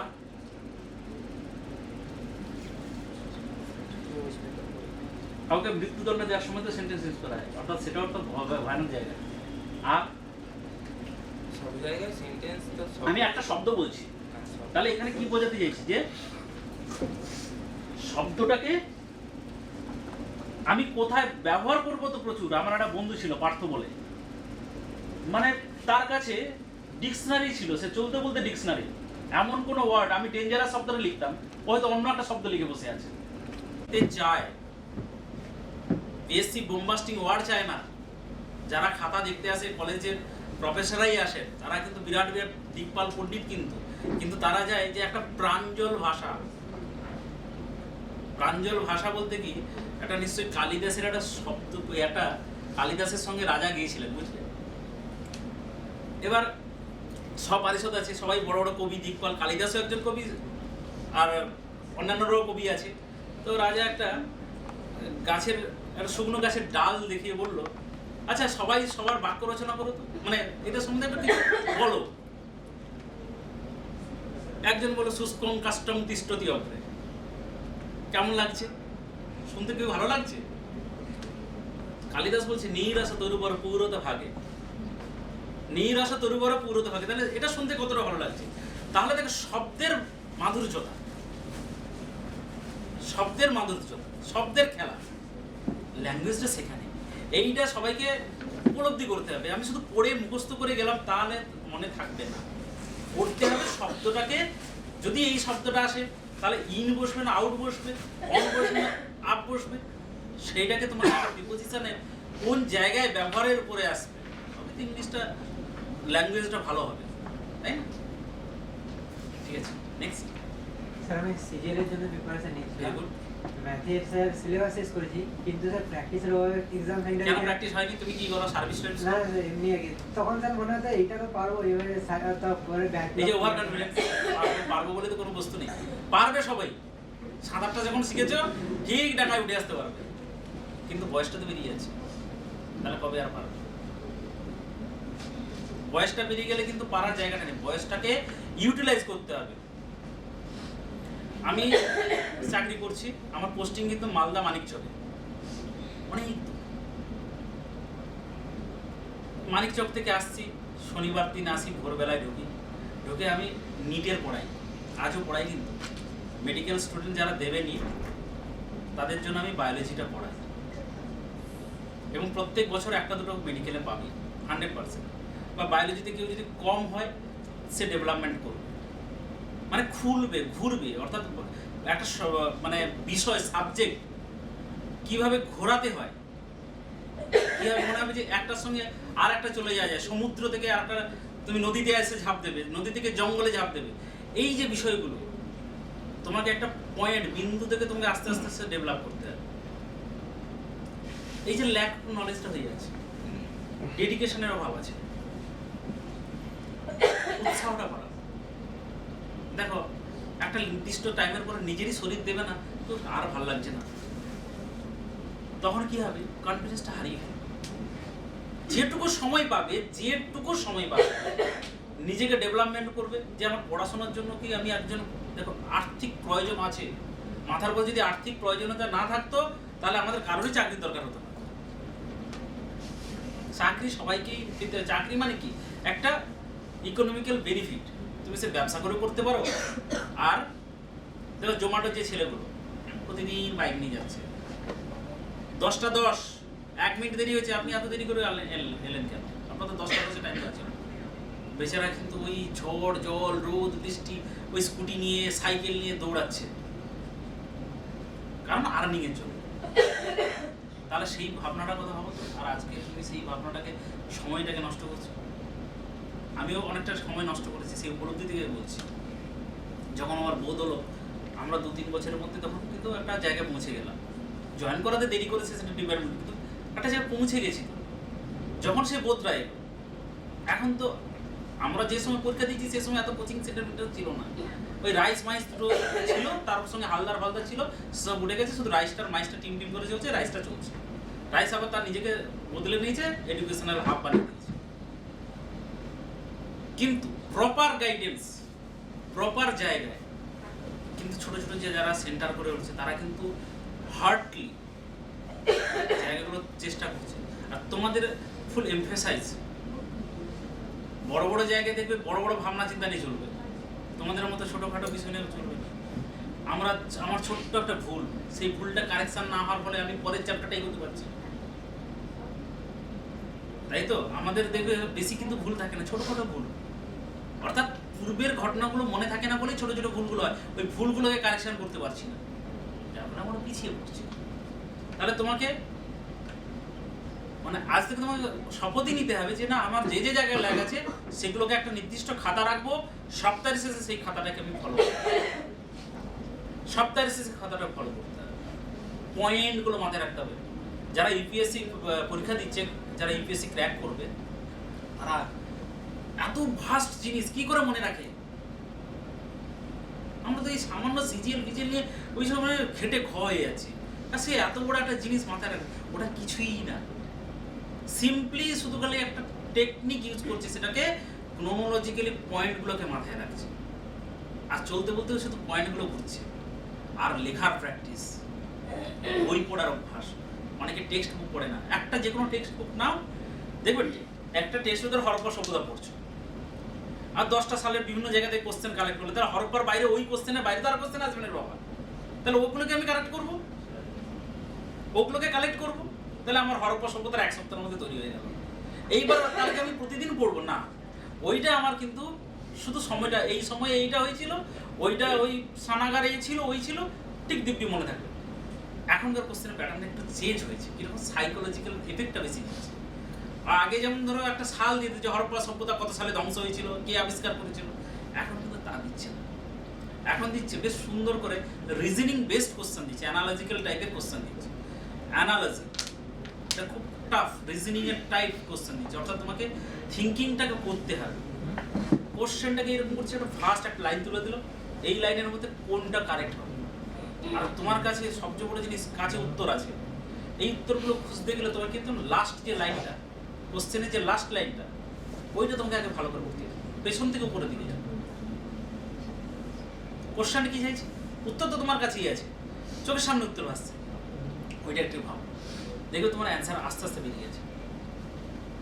কোশ্চেনের মধ্যে নেগেটিভিটি আছে না পজিটিভ থিঙ্কিং আছে, সেটা তোমাকে আগে দেখে নিতে হবে, তাহলে দেখবে তুমি আস্তে আস্তে উত্তর তৈরি করতে পারছো। যারা ক্লার্কশিপ দেবে তাদের কিন্তু নির্দিষ্ট সিলেবাস তেমন থাকে না, কিন্তু তাদেরও কিন্তু এইভাবে প্রিপারেশন নিতে হবে, টাইম মেনে জিকে টাইম রাখতে হবে, তাদের ম্যাথ প্র্যাকটিসটা বেশি করতে হবে, ইংলিশটা বেশি দেবে, কারণ ওইখানে মার্কসটাকে ট্যালি করে যাচ্ছে, তাই না? ম্যাথ আর ইংলিশটা বেশি করে পড়তে হবে, ব্যাংকিংয়ের যে বইগুলো বেশি ফলো করবে, ওগুলো থেকে বেশি ম্যাথটা আসে। ব্যাংকের অবশ্য একটা ধারা নিয়ে আসে, মানে ওই ম্যাথগুলো প্র্যাকটিস করে। স্যার আমি এখন পিএইচডি এগ্রিকালচার করছিলাম, তো আমি আর কি হ্যাঁ এখন আর কি আমি পিএসসিতে শিফট করেছি, এই মানে শুরু করেছিলাম এই অগাস্ট থেকে, তো তারপরে ক্লার্কশিপ আর সিজিএল না চলছে। কোন ইউনিভার্সিটি? বিধানচন্দ্র বিশ্ববিদ্যালয়। তো এই সিজিএল এটা দিলাম, ওটা হলো, আর এই ক্লার্কশিপটা হলো, তো এই দুটোরই এখন মেইনস দেবো। তোমার তো একটা সাবজেক্ট আছে, তোমার তো একটা পোস্ট আছে, এগ্রিকালচারের পোস্ট আছে। হ্যাঁ স্যার, ওটা স্যার আলাদা ব্যাপার। না ওরা আলাদা ব্যাপার না, ওই সাবজেক্টটা দিতেও আছে পরীক্ষায়। হ্যাঁ। তোমার একটা ভালো দিক বলি, তুমি কোন সাবজেক্টে মানে কোন চাকরির জন্য তুমি এলিজিবল, বয়স এজ কত চলছে? Sir 27 plus.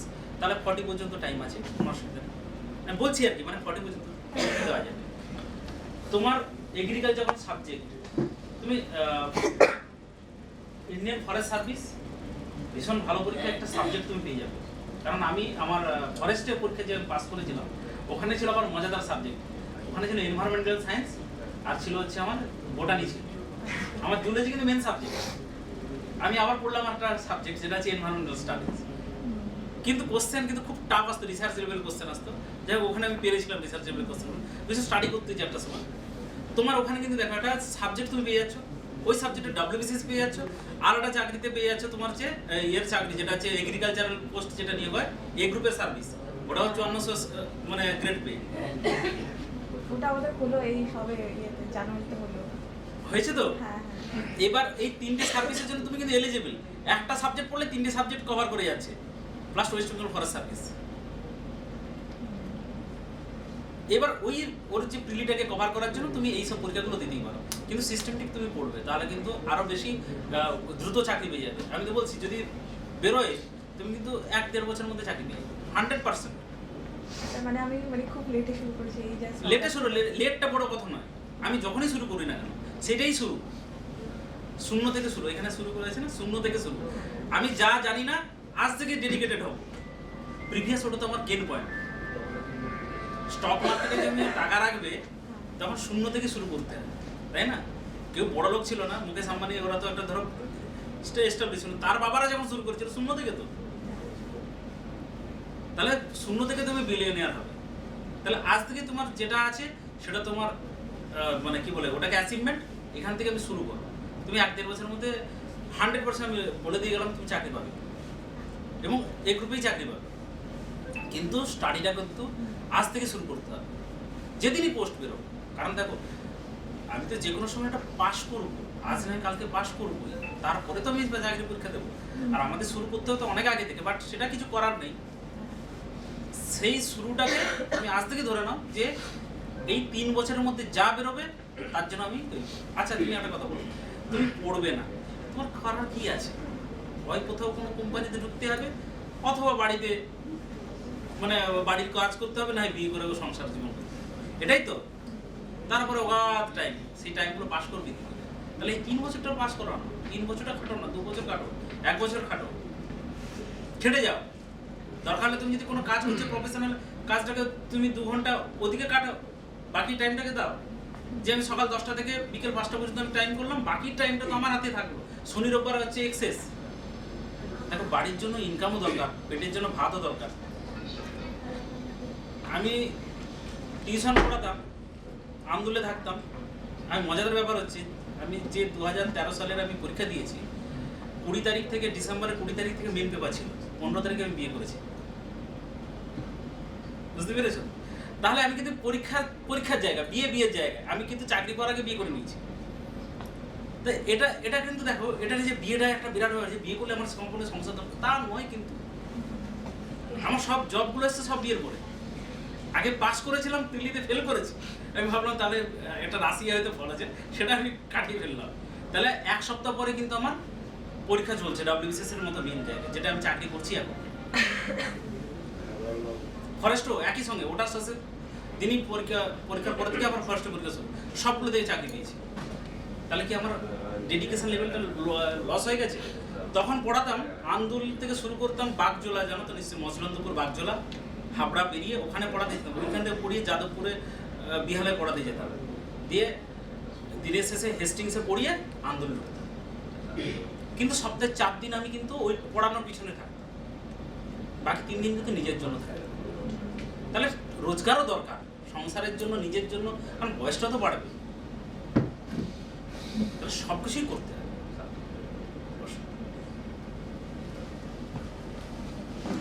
কলকাতা পুলিশ আর বেঙ্গল পুলিশের জন্য রিসেন্ট তো কলকাতা পুলিশ আর বেঙ্গল পুলিশের পরীক্ষায় হচ্ছে না, কিন্তু রিসেন্টলি একটা লাইন বেরোবে, রিসেন্ট যেটা খবর আছে ডিসেম্বরের শেষে অথবা জানুয়ারির দিকে একটা বেরোবে। ঋষিকেশ যতক্ষণ না বুঝতে পেরেছি, মানে কলকাতা পুলিশের সঙ্গে আমার তো প্রচুর পরিচয় আছে, সব দিকপাল লোকের সঙ্গে পরিচয় আছে, চাকরির ক্ষেত্রে আমি প্রচুর মানুষের সঙ্গে পরিচয় হয়েছে, তার কাছে খবর পেয়ে হয়ে যায়। বাট রিসেন্টলি বেরোবে, শুধু ওটার জন্য তো বসে থাকলে হবে না। ওটার জন্য সামনে পিএসসি দিয়েছিলাম, সবই পরীক্ষা দিলে হবে, দেওয়ার পরিমাণটা কত, কটায় প্রিলি পাস করেছে? পিএসসিটাই ফার্স্ট এই দিলাম, আগে কোনো পরীক্ষা দেওয়া হয়নি? কোন সাবজেক্ট ছিল?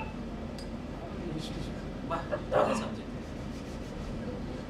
দুটো উপকারিতা আছে, প্রিলিতেও কাজ করবে, মেনেও ওই সাবজেক্টে থাকবে, তাহলে প্রিলি মেন দুটো কভার করে যাচ্ছে। তাহলে থাকলো কি? থাকলো জিওগ্রাফি, থাকলো ইংলিশ। ইংলিশটা তুমি যদি পিএসসির একটা 20 বছরের কোশ্চেন পেপার দেখো না, দেখবে অন্য 10টা কোশ্চেন কমন পেয়ে গেছে। যে ওটাই তো ভয়।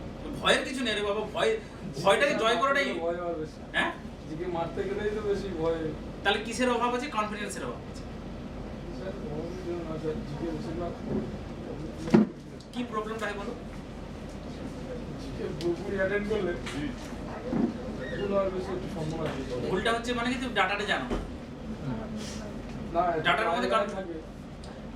এখন একটু অ্যানালিটিক্যাল কোশ্চেন দিচ্ছে। অ্যানালিটিক মানে কি, একটু হয়তো ডাইরেক্ট কোশ্চেনও দিচ্ছে, প্যারালাল কোশ্চেন দিচ্ছে, তাই তো? ফলে আমাদের কনফিডেন্সটা কমে যাচ্ছে।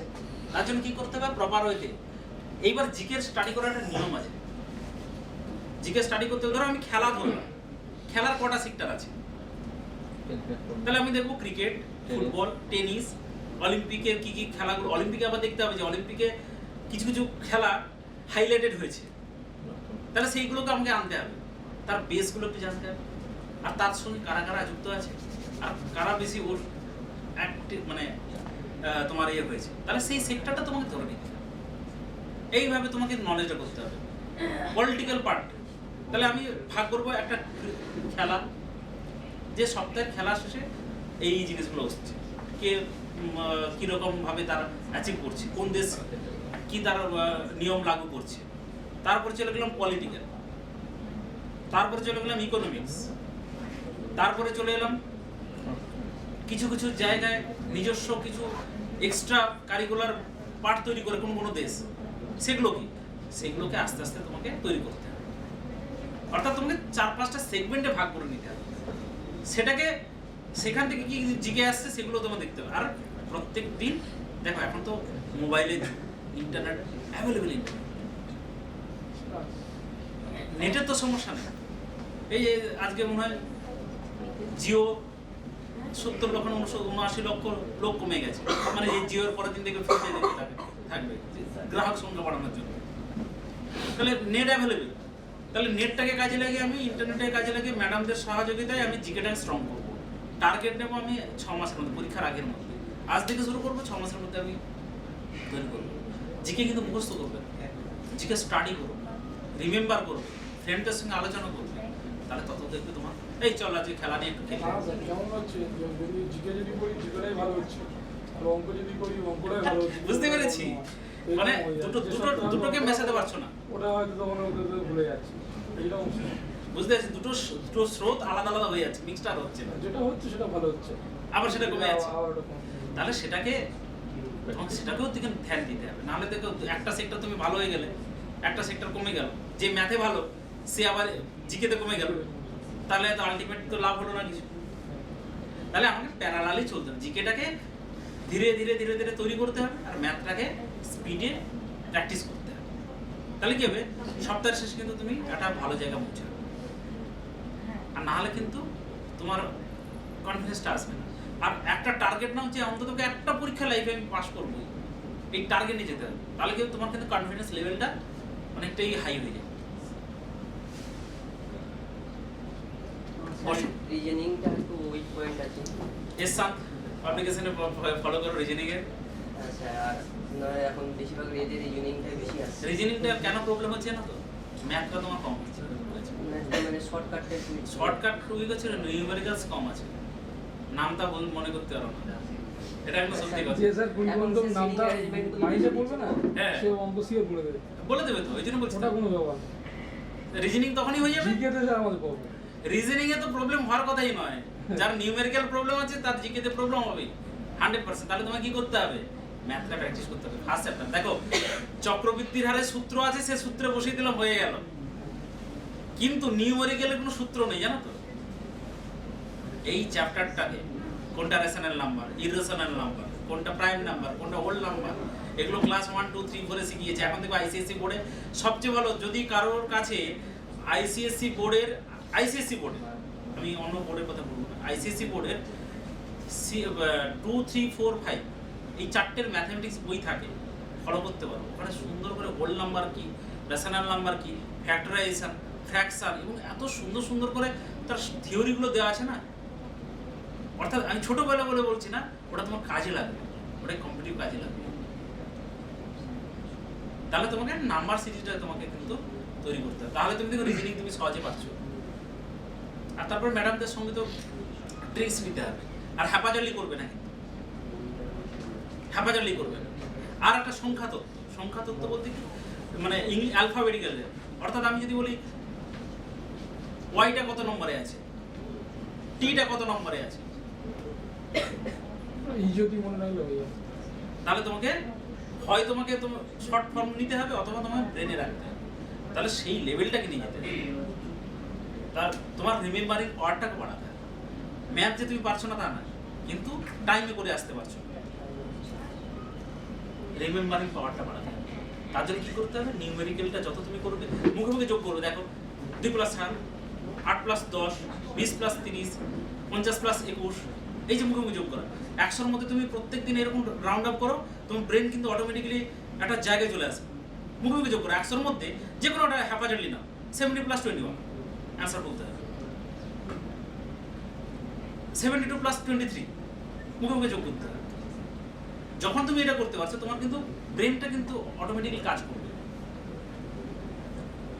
তোমার দেখো ব্রেন যখন কাজ করছে তুমি ততক্ষণ ম্যাথের মধ্যে ধ্যান চলে আসছে। আর পড়তে বসার আগে আমি আর একটা কথা বলি, পড়তে বসার আগে ব্যাক ক্যালকুলেশন করবে। যেমন 30 থেকে 1 পর্যন্ত ব্যাকে আসতে হবে, তাহলে কিন্তু মাইন্ডটা কিন্তু সেট আপ হয়ে যাচ্ছে। 100 থেকে ব্যাকে আসতে হবে, যখন আরো বেশি ধরো ডিস্টার্ব মাইন্ড আছে ব্যাকে আসতে হবে, তখন দেখবে তোমার মাইন্ডে যতক্ষণ ব্যাকে আসছে না তাহলে বুঝতে হবে তোমার মাইন্ডটা ডিস্টার্ব আছে। তাহলে এটা কিন্তু একটা ভালো মেমোরাইজ করার জায়গা। মনটাকে পড়ার আগে তুমি যে 10 থেকে আমি 1 পর্যন্ত ওটা তো প্রায় মুখস্থ হয়ে যায়, কিন্তু যখন 30 থেকে নেবে তখন কিন্তু তোমাকে মাইন্ডটাকে শান্তভাবে থাকতে হবে, ব্যাকে ব্যাকে আসতে হবে।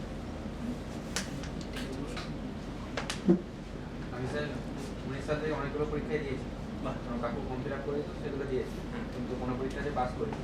কেন? ওদের ল্যাপটপ খুঁজে পেয়েছো? তখন পড়তাম না, কলেজে পড়তে পরীক্ষাগুলো দিতাম, মানে জাস্ট এক্সপিরিয়েন্সের জন্য দিয়েছি। এক্সপেরিয়েন্স কি হয়েছে, গ্যাদার হয়েছে? কোশ্চেন প্যাটার্ন জানতে পেরেছি, কিরকম কোশ্চেন প্যাটার্ন, টাইমিংসটা জানতে পেরেছো? টাইমিংস হচ্ছে টাইমিং ভুলটা কারেকশন করেছো? হ্যাঁ, ভুল বলতে আমি যতগুলো পরীক্ষা দিয়েছি প্রত্যেকটা পরীক্ষায় 5 কি 7 বা 10 এরকম নাম্বারের জন্য ফেল করেছি। ফেল করেছো, তাহলে সেইটাকে কারেকশন করার চেষ্টা করেছো? হ্যাঁ, যে অঙ্কতে প্রবলেম ছিল, আমি তো সায়েন্স নিয়ে পড়েছিলাম, অঙ্ক বলতে ভীতি চলে এসেছে, তো এই অ্যারিথমেটিক অঙ্ক পারবো না বলে ওটাকে পুরো আবার প্র্যাকটিস করে নিয়ে চলে এসেছি। তো লাস্ট যে 2-3টে এক্সাম দিলাম, ভুল হচ্ছে আমার যেটা দেখলাম যে জিকেটাকে কিন্তু পরীক্ষা দেওয়ার সময় এটা হবে না এটা হবে, এটা একটা মাঝে মধ্যে সব কোশ্চেন কিছু কিছু কোশ্চেন থাকবে স্যার, 25% কোশ্চেন তো টাফ থাকবে। দেখো পরীক্ষার একটা সিস্টেম থাকে, 100টা যদি কোশ্চেন দেয়, 100টা কোশ্চেন পারার মতো ছেলে এখানে খুব কমই আছে ইন্ডিয়াতে। টিনা রাব্বি ফার্স্ট হয়েছিল, ও কত পার্সেন্ট মার্কস পেয়েছিল?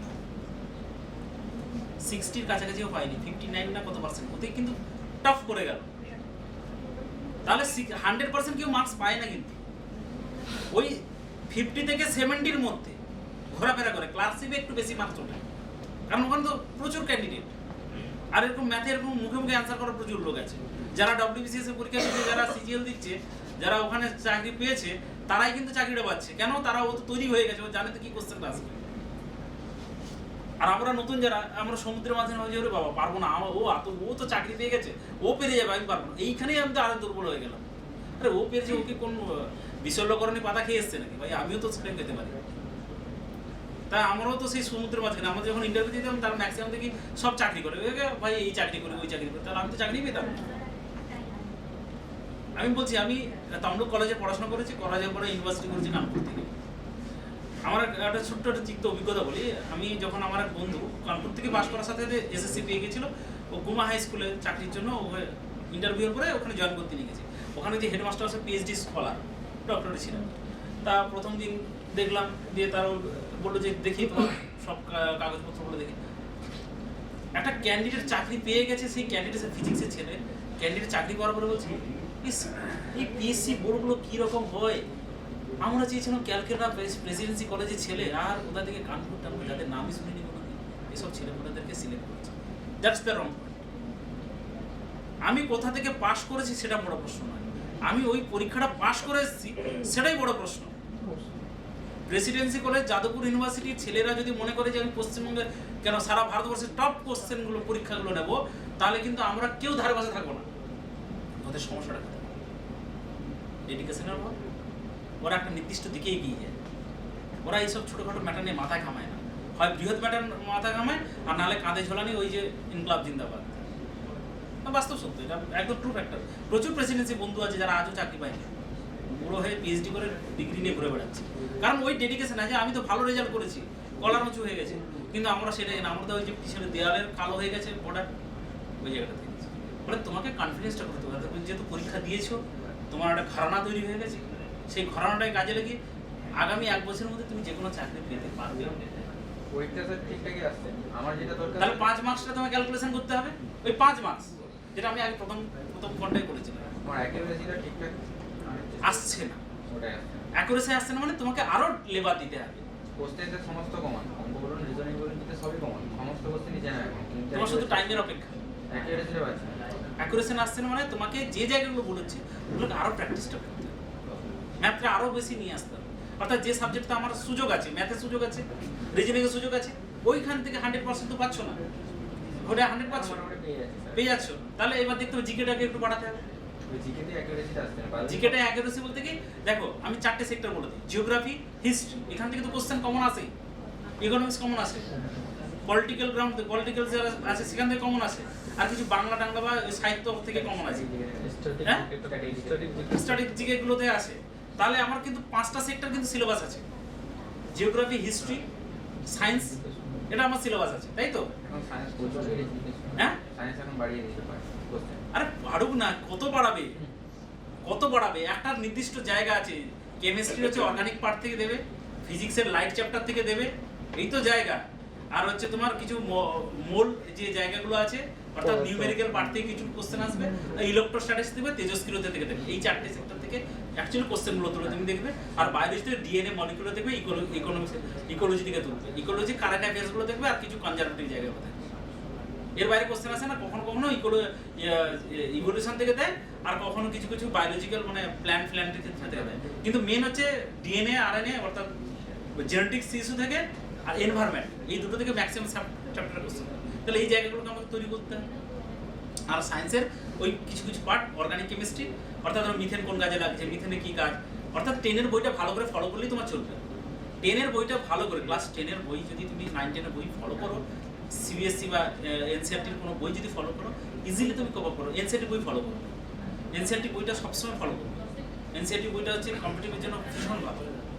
তাহলে আর সমস্যা কথা, তা পলিটিক্যাল, ইন্ডিয়ান ইকোনমিক্স, পলিটিক্স, এগুলো চ্যাপ্টারগুলো পড়াশোনা, 10-এর বইগুলো পড়ো, তাতেই দেখবে তোমার জিকে আপ হয়ে গেছে। আর এমনি এই যে নর্মাল জিকেগুলো এমনি চলতে বলতে এগুলো হয়ে যায়, কিন্তু ওই যে বিষয়গুলো আছে, যে মানে যে সাবজেক্টগুলো আমার কাছে আছে, যার সিলেবাসটা আমি জানি, সেটাকে আমি তৈরি করব, সেটা তো তোমার কনফিডেন্স।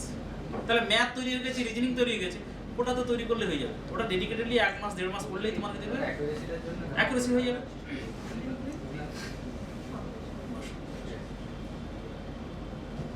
বলো অভিজ্ঞতাগুলো শুনি।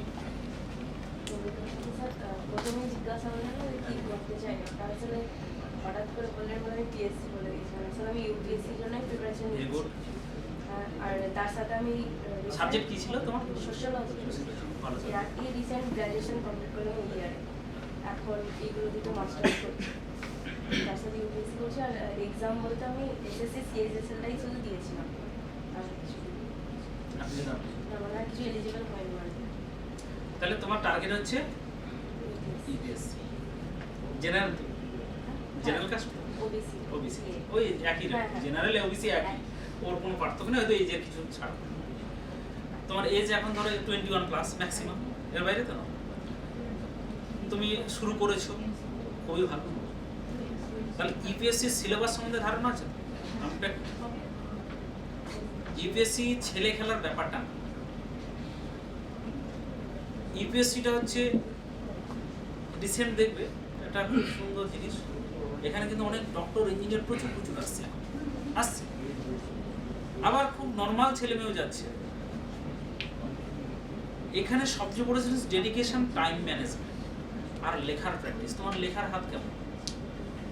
প্র্যাকটিস করছি আস্তে প্র্যাকটিস করলে হবে না, লেখার হাত কেমন, প্রবন্ধ তোমার কেমন আছে, অর্থাৎ একটা শব্দের সঙ্গে শব্দকে বেঁধে নিয়ে যাওয়াটাকে কেমন করতে হবে। ধরো আজকে ইন্ডিয়ান বাংলাদেশের বাইলেটারাল যে ইস্যুগুলো হচ্ছে সেটা তুমি কি চোখে দেখছো, সলিউশনটা কি? অর্থাৎ সবই পড়ছি ব্যাপারে, এই বাংলাদেশে এম করছে, ও করছে, ইন্ডিয়ার সঙ্গে এই গেল রব, কিন্তু দেখবে একটা জিনিস ইন্ডিয়ান ডিপ্লোমেসিতে সব ঠিক করে আছে। একটা কথা বলেছি কি?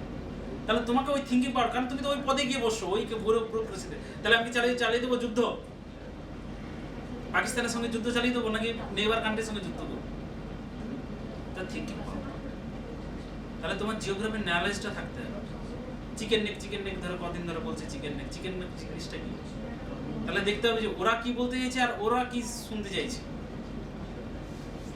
আবার দেখো ইউক্রেন রাশিয়া যুদ্ধ ইন্টারন্যাশনাল ম্যাটার নেই, কারণ ওখানে ইন্টারন্যাশনাল একটা জায়গা থাকবে, তাহলে ওখানে ইন্টারন্যাশনাল বিষয়গুলোতে কিন্তু তোমার আসপেক্টে কি দেখছো, কারণ ওরা থাকবে। তো এসের কেন কথা বললাম, কারণ ওখানে তো 200 মার্কসের একটা লিখতে হবে, ওখানে কিন্তু মানে শব্দটা কিন্তু হাজার শব্দ, তাহলে তোমাকে প্রচুর পরিমাণে প্রবন্ধ পড়তে হবে, সম্পাদকীয় কলাম পড়তে হবে।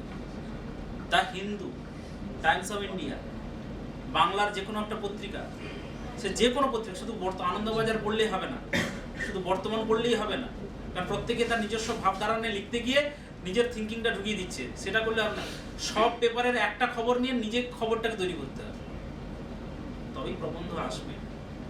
আর লেখার সব হাত যদি না থাকে, তুমি টাইম ম্যানেজমেন্টের মধ্যে কুলিয়ে পারবে না। সবই কোশ্চেন জানা পড়বে।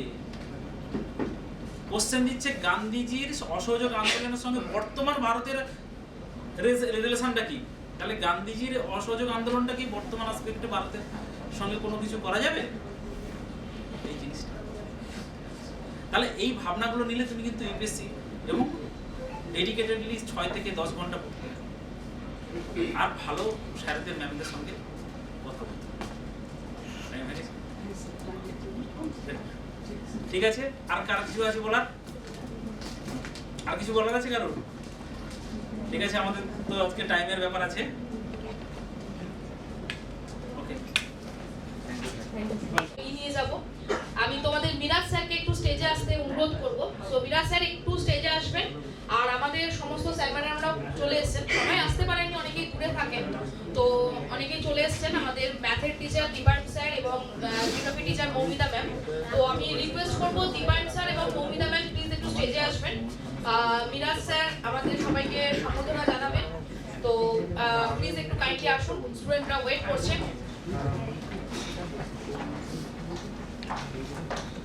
তো মিরাজ স্যার আপনি সবাইকে সম্বর্ধনা জানিয়ে দিন। আমি ওই স্যারকেও ডব্লিউবিসিএস স্যারকেও আসতে একটু অনুরোধ করবো। সন্তু স্যার একটু কাইন্ডলি আপনি স্টেজে আসবেন স্যার। Sir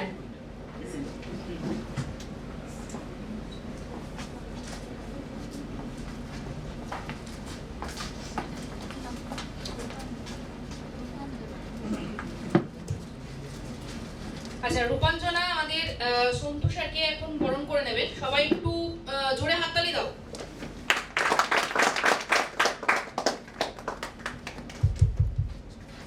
thank you. এরপর দীপায়ন স্যারকে বরণ করে নিচ্ছে রূপাঞ্জনা, আমাদের ম্যাথের টিচার। একটু জোরে হাততালি হয়ে যাক, ম্যাথ বলে কথা, আওয়াজ একটু বেশি হয়। স্যার একটু লম্বা, রূপাঞ্জনা একটু ফুল লাগতো, তাহলে একটু ভালো হতো। এবার জিওগ্রাফি ম্যাম, আমাদের ভূগোলের ম্যাডামকে উত্তরে দিয়ে সম্বোধনা জানাচ্ছে রূপাঞ্জনা।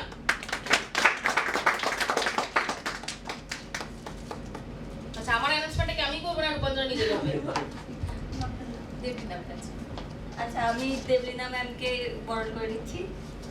এই সেমিনারটা একদম ঘরের মতো করে হচ্ছে, ঠিক আছে? খুব মানে একদম নরমালি হচ্ছে, অত প্রফেশনালি হচ্ছে না। Thank you. আমি হাইটে শর্টই আছি, খুব একটা লম্বা নেই। থ্যাংক ইউ সো মাচ এতটা সম্মান, এতটা ভালোবাসার জন্য। আর তোমাদেরকেও থ্যাংক ইউ যে তোমরা এখানে এসেছো, খুব ভালো লাগছে। আমি রিকোয়েস্ট করবো দীপায়ন স্যারকে কিছু বলার জন্য। অনেকক্ষণ ধরে তোমরা ম্যাথের ওয়েট করছো, ম্যাথের জন্য তো সবসময় ওয়েট থাকে আর একটা ভয় কাজ করে, তো স্যারকে বলবো একটু ম্যাথের ভয়টা কাটিয়ে দিন।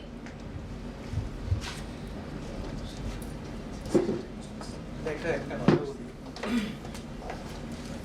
কম বেশি এই সাবজেক্টটা নিয়ে সবারই প্রবলেমের জায়গা থাকে ম্যাথ। কিন্তু আমার একটা কোশ্চেন আছে সবার কাছে, যে কোশ্চেন তোমাদেরকে জিজ্ঞেস করা হয় ম্যাথসে, সেগুলো কি 11-12 কোশ্চেন না? কোন স্ট্যান্ডার্ডের কোশ্চেন জিজ্ঞেস করা হয়? আপ টু ক্লাস 10, তাই না? আমরা সবাই এখানে যারা আছি ক্লাস 10 তো পাস করে এসেছি, তাহলে আমাদের ভয়টা কেন? এরকম তো কিছু না তোদেরকে ইন্টিগ্রেশন থেকে কোশ্চেন জিজ্ঞেস করছে বা ডিফারেন্সিয়েশন থেকে কোশ্চেন জিজ্ঞেস করছেন না, পরিমিতির কোশ্চেন পড়িসনি ক্লাস 9-10 পড়েছিস, পার্সেন্টেজের কোশ্চেন, টাইম স্পিডের কোশ্চেন, তাহলে ভয় কেন? আমাদের ম্যাথস রিলেটেড আমি স্যার যখন বলছিলেন, আমি এখানে অনেকজন দেখলাম বললো কি আমার ম্যাথসে অসুবিধা, মোস্ট প্রবলি তুই বলছিলিস ম্যাথসে একটু প্রবলেম আছে, প্রবলেম কোথায় হচ্ছে আমি এটা একটুখানি জানতে চাইছি। কারণ আমরা সবাই 10+ করেছি, ক্লাস 10 মানে মাধ্যমিক দিয়ে এখানে এসেছি পরীক্ষা দিতে, এবং মাধ্যমিকেরই সিলেবাস, তাহলে আমাদের অসুবিধাটা কোথায়? সমস্যাটা কিছু অ্যাডভান্স লেভেলে যে কোয়েশ্চেনগুলো আসছে বুঝতে অসুবিধা হচ্ছে, টাইম ম্যানেজমেন্ট করতে পারছি না, এটাই সমস্যা। টাইম ম্যানেজমেন্ট ওইটাই সমস্যা করছে। হ্যাঁ, আর এটা একটা প্রবলেম, এটা একদম পারফেক্ট প্রবলেম। আর কার ম্যাথসে অসুবিধা হয় একটু হাত তোল। আর সবার ম্যাথস ঠিক? ম্যাথস আগে অনেক বসে বসে বসে বসে আগে হতো, এখন একটু ডেভেলপমেন্ট হচ্ছে, অনেকদিন চর্চা ছিলাম না, মানে মাধ্যমিকের পর থেকে ম্যাথ থেকে that is the main problem না। 6 বছরের একটা গ্যাপ তৈরি হয়ে যায় ওইখান থেকে, অনেক 5 বছর, আমার অনেক দিন 5 বছরের একটা গ্যাপ তৈরি হয়ে যায়, এখান থেকে প্রবলেম তৈরি হয়। ফার্স্ট অফ অল আমরা অঙ্ক বলতে কি বুঝি জানিস? Shortcut formula. একটা বই আছে বাংলায় নিমেষে অঙ্ক, চঞ্চল ঘোষ, তাই না? আর ইংলিশ যারা ফলো করি সেম টায়ারা, তারা যখনই কম্পিটিটিভ এক্সাম দিতে বসি সেই দুটো বই কিনে নিস এবং এই দুটো বইয়ের শর্টকাট ফর্মুলা মুখস্থ করতে শুরু করিস। কি এই অঙ্ক এই ফর্মুলা, ওই অঙ্ক ওই ফর্মুলা, সেই অঙ্ক সেই ফর্মুলা, অ্যান্ড প্রবলেমটা এখানে হয়ে যায়। দেখ ফর্মুলা কি? ফর্মুলা মানে আমরা কোশ্চেনটা যখন ডিটেলসে লিখে লিখে করতাম, লাস্ট যে স্টেপটা আসতো সেগুলোর নাম ABCD দিয়ে চেঞ্জ করে ফর্মুলা বানিয়ে দিয়েছি। আলটিমেটলি কিন্তু আমি ওই কাজটাই করছি, কোশ্চেন কিন্তু আমি ডিটেলসেই করছি, কিন্তু হ্যাঁ প্রথমে ঐকিক নিয়মে যেগুলো লিখতাম সেগুলো লিখছি না, লাস্টে গিয়ে ক্যালকুলেশনের পার্টটা করছি। এতে কি মনে হয় টাইম সেভ হচ্ছে? হচ্ছে না। আমরা চ্যাপ্টারের বেসিকটা বুঝি না। আমি যদি তোকে একজন কাউকে, মানে যে কেউ বলতে পারি, আমি যদি তোকে বলি 40%, এই নাম্বারটাকে ডিফাইন কর, তোরা কি বলবি? 40% মানে কি হয়? 4/10, 2/5। আর প্রথমে মাথায় আসবে 40% মানে 100-এর মধ্যে 40। আমি পার্টে জিনিসটাকে ডিভাইড করছি, শোন ভালো করে বুঝবি।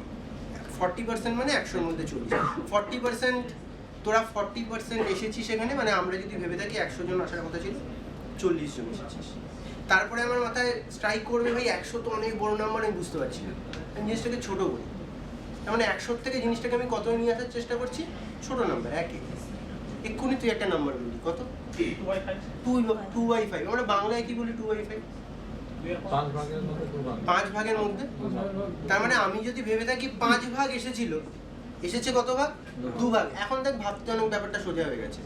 100 জন স্টুডেন্টের মধ্যে 40 জন আর 5 জনের মধ্যে 2 জন, মানে ধর 1 2 3 4 5, ওরা 2 জন এসেছে, তোরা আসিসনি, তার মানে আমি ওদেরকে দেখে বলতে পারি এই 5 জনের মধ্যে 40% এসেছে। দেখ এখন জিনিসটা আমাদের কাছে কিন্তু অনেক সোজা। 100-এর মধ্যে 40কে আমি 200-এর মধ্যে 80ও বলতে পারি, তাই না? আমাদের এই রিপ্রেজেন্টেশনগুলো বুঝতে হবে যদি পার্সেন্টেজের পয়েন্ট অফ ভিউ থেকে পড়ি। এরকম বিভিন্ন চ্যাপ্টার আছে, যেমন আমি যদি বলি অ্যালজেব্রা, তোদের মধ্যে অ্যালজেব্রা শুনলে কি আছে? আর লটস অফ ফর্মুলা, প্রচুর ফর্মুলা, a+b² a+b³ এই ওই সেই। কিন্তু যদি তোরা দেখিস এই চ্যাপ্টারটা ফর্মুলা ছাড়া অঙ্ক করা পসিবল, কনসেপ্ট দিয়ে অঙ্ক করা পসিবল। আমরা এই জায়গাগুলো মিস করে যাই বলে না আমাদের প্রবলেম হয়ে যায়। এবং আমরা ক্লাস 10 অবধি একদম ক্লিয়ার কনসেপ্ট যেটা বলে না সেটা আমাদের তৈরি হয় না, কারণ এটা আমাদের সিস্টেমের প্রবলেম। কারণ আমাদের ছোটোবেলা থেকে শেখানো হয়েছে আমি যেটা জানি না ভাই সেটাকে এক্স ধরবো, তারপর অঙ্ক সলভ করতে করতে আসবো, লাস্টে এক্সের ভ্যালু বেরোবে, সেটা অ্যান্সার হবে। কিন্তু অঙ্কটাকে, একটা অঙ্ক আসছে, অঙ্কটাকে আমি ভাববো কীভাবে, এই জিনিসটাই আমাদের মধ্যে তৈরি হয় না। আমরা যদি এই জিনিসটা তৈরি করতে পারি না, তোরা যারা যারা বলছিস অঙ্কে প্রবলেম হচ্ছে, অঙ্কে খুব অসুবিধা, অঙ্ক ব্যাপারটা কঠিন লাগে, তাদের এই জায়গাটা সলভ হয়ে যাবে। তার জন্য আমাদের প্রথম কাজ আজকে যখন তোরা কম্পিটিটিভের প্রিপারেশন নিতে এসেছিস, তার মানে তোরা, আমি আশা করছি তোরা সবাই চাস কি একটা না একটা, কারোর ইউপিএসসি টার্গেট, কারোর WBCS target, what ever it is, একটা না একটা চাকরি আমাদের গভর্নমেন্ট সেক্টরে হোক। তার জন্য আমাদের ফার্স্টে আমি তোদেরকে কি বললাম, আমাদের কি দরকার, অঙ্কের বেস ক্লিয়ার করা। একটা ইনস্টিটিউটে আসার আগে 1 সপ্তাহ আগে অঙ্কের, আমরা 9-10 যে অঙ্ক করেছি সেগুলো তো আমাদের জানা অঙ্ক, আমরা 9-10 অঙ্ক বই থেকে সেগুলো সলিউশনগুলো একবার দেখে নিই, তাহলে তো সেই জায়গাটা ক্লিয়ার হয়ে যায়, তাই না? আমরা একটা অঙ্ককে এক্স ধরে কী করে সলভ করি সেটা আমরা দেখে নিই। আমরা যদি ডিটেলসে কোশ্চেনটা সলভ করতে হয় সেটা দেখে নিই। এবার স্যার যখন শর্টকাট কনসেপ্ট বোঝাবেন না, তখন সেটা তোদের কাছে নেওয়া খুব ইজি হয়ে যাবে। আর 2 নম্বর জিনিস, স্যার কথাগুলো বলছিলেন, অসাধারণ কথা বলেছেন স্যার, এবং ইচ অ্যান্ড এভরিথিং খুব পারফেক্ট কথা, কিন্তু আমি একটা জিনিস তো এখানে অ্যাড করতে চাই কি, যখন প্রিপারেশন 80% জায়গায় গিয়ে পৌঁছবে, একটা খুব বড় জিনিস দরকার, সেটা হচ্ছে mock test. Without mock test success পাওয়া খুব চাপের। কেন বলতো?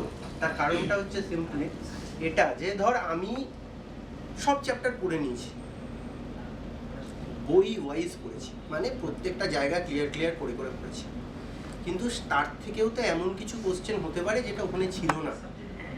আমরা তো 10টা বই পড়বো না, 10টা বই একবার করে পড়ার থেকে একটা বই 10 বার পড়া অনেক ভালো, তাই না?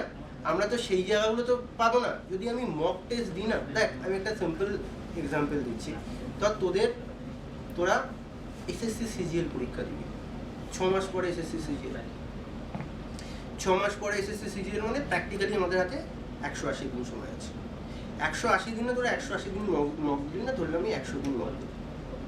100 দিন মক টেস্ট দিচ্ছিস মানে 25টা করে অঙ্ক, 2500 মানে অঙ্ক তোরা প্র্যাকটিস করছিস, 2500টা অঙ্কের এক্সপিরিয়েন্স নিয়ে পরীক্ষা দিতে যাচ্ছিস, আর কেউ জাস্ট পরীক্ষা দিতে যাচ্ছে, তার মধ্যে কতটা ডিফারেন্স বুঝতে পারছিস? তো mock must, without mock success পাওয়া পসিবল না। তোদের যেমন পড়তে হবে তেমন মকও দিতে হবে। অ্যান্ড আমার টার্গেট, ধর কথার কথা বলছি, ডাব্লিউবি কেপি, কলকাতা পুলিশের একটা এক্সাম, আমি সিজিএল লেভেলে পড়াশোনা করে চলে গেলাম, আমার দরকার নেই। কিন্তু সেই টাইমটা আমার যেটা পড়ার দরকার সেইটুকুন রিভিশন করলে আমার কাজে যাবে। তো তার জন্যে যে পরীক্ষার টার্গেট করেছিস তার প্রিভিয়াস ইয়ার স্টাডি কর। তো প্রিভিয়াস ইয়ার স্টাডি করলে বুঝতে পারবি পরীক্ষায় কিরকম টাইপের কোশ্চেন আসবে, ঠিক আছে? লাস্ট 4 বছর, লাস্ট 5 বছর প্রিভিয়াস ইয়ার স্টাডি কর, সেখান থেকে প্যাটার্ন বুঝতে পারবি। সে কারেন্ট অ্যাফেয়ার্স হতে পারে, অঙ্ক হতে পারে। ধর আমি যদি স্টেটের পরীক্ষা দেখি, তুই প্রচুর অঙ্ক প্র্যাকটিস করেছিস, অ্যালজেব্রা, ট্রিগোনোমেট্রি, জিওমেট্রি পুরো কষে গেছিস, শেষ করে গেছিস। স্টেটের পরীক্ষায় অ্যালজেব্রা থেকে কোশ্চেন কটা আসে? হার্ডলি কোশ্চেন আসে। ট্রিগোনোমেট্রি থেকে কোশ্চেন কটা আসে না বললেই চলে। জিওমেট্রি থেকে দেয় না, মেন্সুরেশন থেকে 2-1 পিস দিয়ে দেয়। তাহলে আমার অ্যাডভান্সটা না করে ওই, মানে যদি আমি কেপিকে টার্গেট করে থাকি, বা আমি যদি পিএসসি মিসলেনিয়াসকে টার্গেট করে থাকি, ওই টাইমে যদি আমি আরও কিছু অ্যারিথমেটিক করে যেতাম, আমার লাভ হতো। এই জিনিসটা আমাদের দরকার। তো কোনো পরীক্ষায় বসার আগে পরীক্ষাটাকে জানা দরকার, তাদের টার্গেট জোন কি সেটা জেনে প্রিপারেশন করা উচিত, ঠিক আছে? চল, থ্যাংক ইউ। তোদের সাথে আশা করছি দেখা হবে, আমাদের যখন ক্লাস চলবে সেখানে তোদের সবার সাথে আশা করছি দেখা হবে।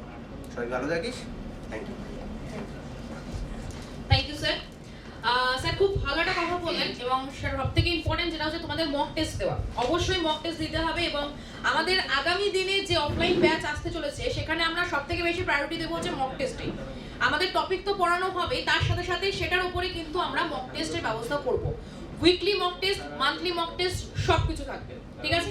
তো আমি এবার রিকোয়েস্ট করবো আমাদের জিওগ্রাফির টিচার, জিওগ্রাফির ম্যাডাম মৌমিতা ম্যামকে একটু স্টেজে আসার জন্য, এবং তাকে কিছু বলার জন্য আমরা অনুরোধ করবো। আর আমাদের এই সেমিনারের সময়টা খুব অল্প সময়ের জন্য, খুব শর্টে আমাদেরকে সারতে হচ্ছে। তো বুঝতে পারছো, আগামী দিনে আমরা আরো বড় সেমিনারের আয়োজন করতে পারি যদি তোমরা আমাদের সাথে থাকো। তো অবশ্যই সেটা করবো, এটুকু আমাদের বিশ্বাস, ঠিক আছে? তো ম্যাডাম কিছু বলুন স্টুডেন্টদের উদ্দেশ্যে। হ্যালো এভরিবডি, আশা করি সবাই ভালো আছো। যারা ক্লাস করো তাদের সাথে রোজ সকালবেলা দেখা হয়, তোমাদের সাথে হয়তো আমার দেখা হয় কিনা আমি জানি না। আচ্ছা, আমার সাবজেক্ট জিওগ্রাফি নিয়ে খুব বেশি কথা আমি বলবো না, কারণ সাবজেক্টের কথা ক্লাসে হবে। জিওগ্রাফি জিওগ্রাফি সবাই মোটামুটি মাধ্যমিক কি উচ্চ মাধ্যমিক করে এসছো, খুব কম স্টুডেন্টই পাই যারা হায়ার স্টাডি করে এসছো। তো ক্লাসে সবাইকে বেসিক লেভেল থেকেই পড়াই, যার যেখানে সুবিধা থাকে তাকে তৈরি করে নেওয়ার দায়িত্ব আমার। কিছু স্ট্র্যাটেজি নিয়ে একটু কথা বলবো, সেটা হচ্ছে এখন একটা ট্রেন্ড আছে স্টুডেন্টদের মধ্যে, কোনো পরীক্ষা দিতে যাওয়ার আগে একটু ইউটিউবটা সার্চ করে নিই, একটু দেখে নিই কোথায় কি ফ্রি ক্লাস আছে, সেটা একটুখানি খুঁজে ক্লাসগুলো দেখে দেখতে দেখতেই মোটামুটি 24 আওয়ার্স কমপ্লিট, নিজে পড়ার সময়টা আর হয় না। তো আমার উদ্দেশ্য এটাই যে ফ্রি মানি যে সেখানে সবসময় খুব খারাপ থাকে সেটাও না, খুব ভালো হয় সেটাও না। আর ফ্রিতেই যাব, ফ্রি দিচ্ছে মানে একবার আমাকে ওখান থেকে দেখে ঘুরে আসতেই হবে সেটা নয়। একটা ইনস্টিটিউটের উপরে ভরসা করো, যে ইনস্টিটিউটটায় আছো তার উপরে ভরসা করো। যদি সেখান থেকে কোনো প্রবলেম হয় ইচ টু ইচ টিচারের সাথে কথা বলো। ইউটিউব অবশ্যই দেখবে, কারণ আমিও বিভিন্ন কারণে ইউটিউব দেখি, বাট সেটা থেকে যতটা বেনিফিটেড হওয়ার সেটা করবে, মানে সেটা দেখেই যেন তোমার সারাদিন চলে না যায়। আর কোন চ্যানেল দেখবো সেটা দেখেই যেন শেষ না হয়ে যায়, পড়াশোনাটা যেন টাইমটা লস না হয়ে যায়। দিনের শেষে একটাই কথা, পড়তে হবে, না পড়লে কোনো পরীক্ষায় পাশ করাটা পসিবল নয়। যার যে সাবজেক্ট উইক, অনেকেই আছে সায়েন্সের দিক থেকে, কমার্সের দিক থেকে যাদের জিকে খুব উইক থাকে, জিকে পড়তে ভালো লাগে না, তো পড়তে কিন্তু হবে। যেমন মাধ্যমিক উচ্চ মাধ্যমিকের সময় একটা কথা মাথায় রাখতে, যে ওই বছর মাধ্যমিকটায় পাশ না করলে বাড়ি থেকে বার করে দেবে। কখনো কি ভেবেছো যে মাধ্যমিক দুবারে পাশ করবে? ভাবনি, কারণ জানতে যে ওটা দিলে আর বাড়িতে থাকতে দেবে না, তাই তো? তো এখনো যখন পরীক্ষাগুলোকে টার্গেট করবে, হাতে 6 মাস 7 মাস টাইম পাচ্ছ, তার মানে মাধ্যমিকে ঠিক টেস্টের আগে যেরকম টাইম পেতে, মাধ্যমিকে যতগুলো সাবজেক্ট পড়তে এখনো ততগুলো সাবজেক্টই পড়ো। তো ওইভাবেই পড়বে যে আমাকে ওই একবারই পরীক্ষাটা আমি চান্স পাবো, দিতে হবে, নাহলে আমাকে বাড়ি থেকে বার করে দেবে, নিজের আর পরিচয় তৈরি করতে পারবো না। এই মোটিভেশনটা নিয়ে পড়তে থাকো। না পড়লে, তার পেছনে সময় না দিলে হবে না। মানে অন্য কাজ, এন্টারটেনমেন্ট সবকিছু বাদ দিয়ে পড়তে হবে এবং স্মার্ট ওয়েতে পড়তে হবে, এটাই কথা। ওকে, বাকি কথা ক্লাসে হবে, দেখা হবে, ভালো থাকবে সবাই।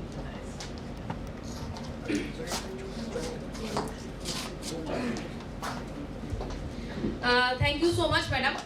তো স্যার ম্যাডামরা সব কথা তোমাদেরকে বলে দিয়েছেন, তোমরাও শুনেছো, তোমাদের বক্তব্য আমরা শুনেছি, আমাদের কাছে সবটাই রেকর্ডেড হয়ে আছে। তো আগামী দিনে আমাদের জব ডেস্টিনেশন চ্যানেল তোমাদের জন্য অফলাইন ব্যাচ আনছেই, অনলাইন তো আছেই তার সাথে সাথে। তো যাদের দমদমের আশেপাশে বাড়ি রয়েছে কাছাকাছি, তো অবশ্যই আমি চাইবো তোমরা একবার হলেও অন্তত অফলাইন ব্যাচটা একবার হলেও দেখে যাও, ঘুরে যাও। আগামী 15 ডিসেম্বর থেকে আমাদের অফলাইন ব্যাচ স্টার্ট হচ্ছে। তো প্রত্যেকের আমরা যে তোমাদের স্ট্রিমটা বা টার্গেটটা, যে এসএসসি বলো বা কারো WBPKP বা কেউ আছো তোমাদের পিএসসি ক্লাসশিপ, কেউ WBCS, কেউ ইউপিএসসি আছো, তো প্রত্যেকের জন্য কিন্তু আমরা আলাদা আলাদা স্ট্রিম বা আলাদা আলাদা ব্যাচ নিয়ে আসবো। আমাদের সবকিছুই মার্চ হবে না বা কোনো কিছু মিসলেনিয়াস ব্যাচ হবে না যে সেই ব্যাচে আমরা এসএসসি কেপি সবকিছু একসাথে করছি। তো আমাদের এটা ইচ্ছা আছে এবং আমরা এটা করব যে প্রত্যেকটার জন্য আলাদা আলাদা ব্যাচ থাকবে। জব ডেস্টিনেশন এটাই করবে অফলাইনের জন্য। তো আগামী 15 ডিসেম্বর জব ডেস্টিনেশনের যে অফলাইন ব্যাচ স্টার্ট হচ্ছে সেটা হচ্ছে দমদম ঘোষপাড়া, ঠিক আছে?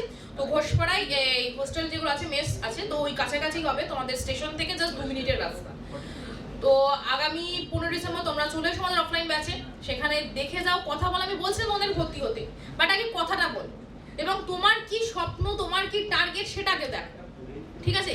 বারবার নিজের স্ট্রিম বা টার্গেটকে চেঞ্জ করো না, যে ও এই পরীক্ষা দিচ্ছে আমিও বসবো, বা এই ফর্ম ফিল আপটা হয়েছে আমি একবার চলো এটা ট্রাই করি, এরকম না।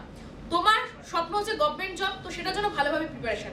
আর প্রত্যেকটা সিলেবাসে তো সিলেবাস মানে প্রত্যেকটা পরীক্ষার সিলেবাস সেমই, তোমরা জানো যে জিকে, জিআই, কারেন্ট অ্যাফেয়ার তো থাকেই জিকের মধ্যে, ইংলিশ, ম্যাথ।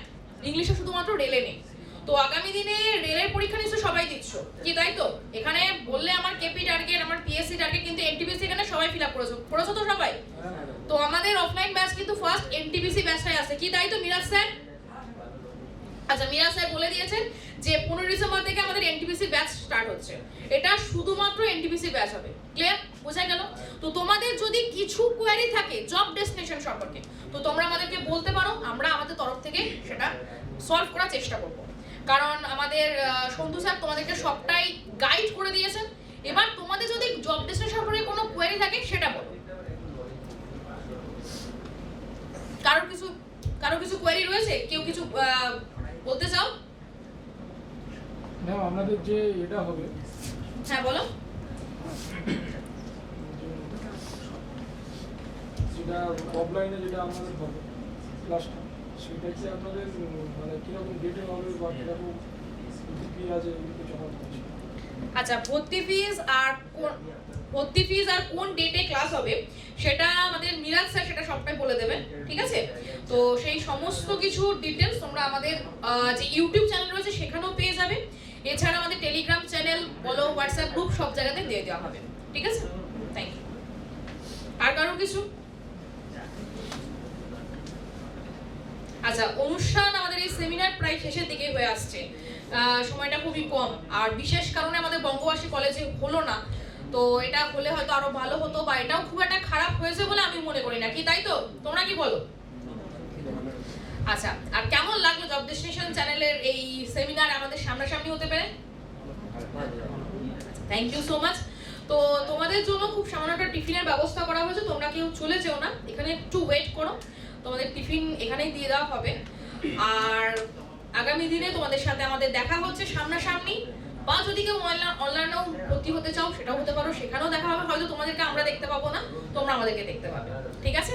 থ্যাংক ইউ, খুব ভালো লাগলো তোমাদের সাথে, তোমাদের কাছাকাছি আসতে পেরে, তোমাদের সামনে আসতে পেরে। Thank you so much. ভালো থেকো, সুস্থ থেকো, আর তোমাদের প্রত্যেকের যে স্বপ্ন রয়েছে একটা চাকরি পাওয়ার, সেটা যেন খুব তাড়াতাড়ি পূরণ হয়, এটাই কামনা করব, খুব তাড়াতাড়ি যেন হয়। Thank you and best of luck for your life. Thank you. তোমরা এদিকে চলে আসো, তোমরা একটু এদিকে চলে আসো, আমরা একটা ফটো চলে আসো, সাইড থাকো, চলে আসো, আজ চলে আসো।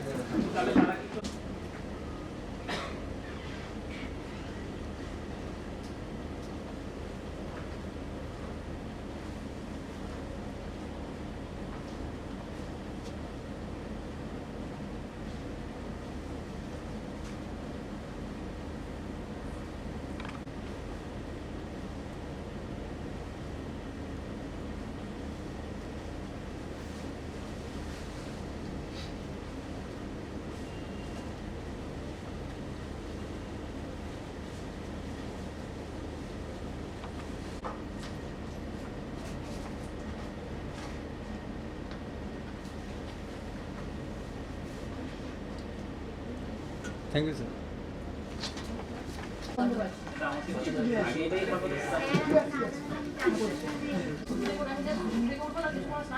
বেরিয়ে আসবো 8টা 15 তো তারপর দেখছি যে বলছে ম্যাডাম একটু দেরি করে আসবে, এরকম চেঞ্জ হয়েছে। আমি ঘর খুঁজছি এখন, নিজে 8টা 15 ট্রেন 12টা ট্রেন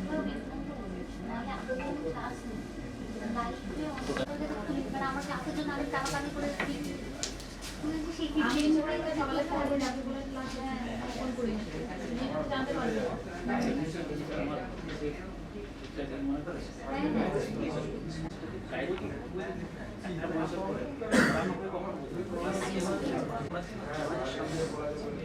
এইচএসের পর থেকে পড়াচ্ছি 24 বছর মানে ইয়ে আসছে মেডিকেল পড়াচ্ছি 2008 কোনো ব্যাপার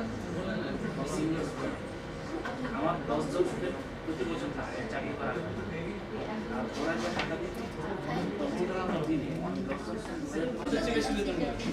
গভর্নমেন্ট কলেজেরা আমার সব হেস্টিংস এইসব জায়গায় সব আরবি কলেজ, মানে আমার এখানে পশ্চিম কলকাতার যত বড় নাম স্কুল আছে সব স্কুলের স্টুডেন্ট আছে। আমি একটা সেখানে অনলাইন মোডেও পড়ে সকালে তো পড়ি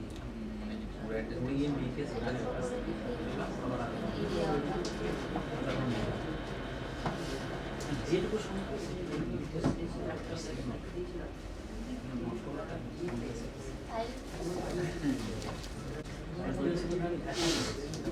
এখন আমরা বাইরে থেকে ওখান থেকে করতে পারি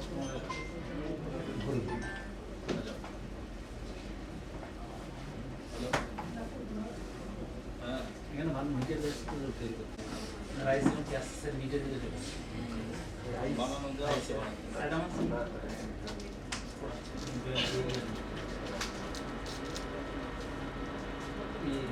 ভাব বানিয়ে কম্পিটিটিভ খুব একটা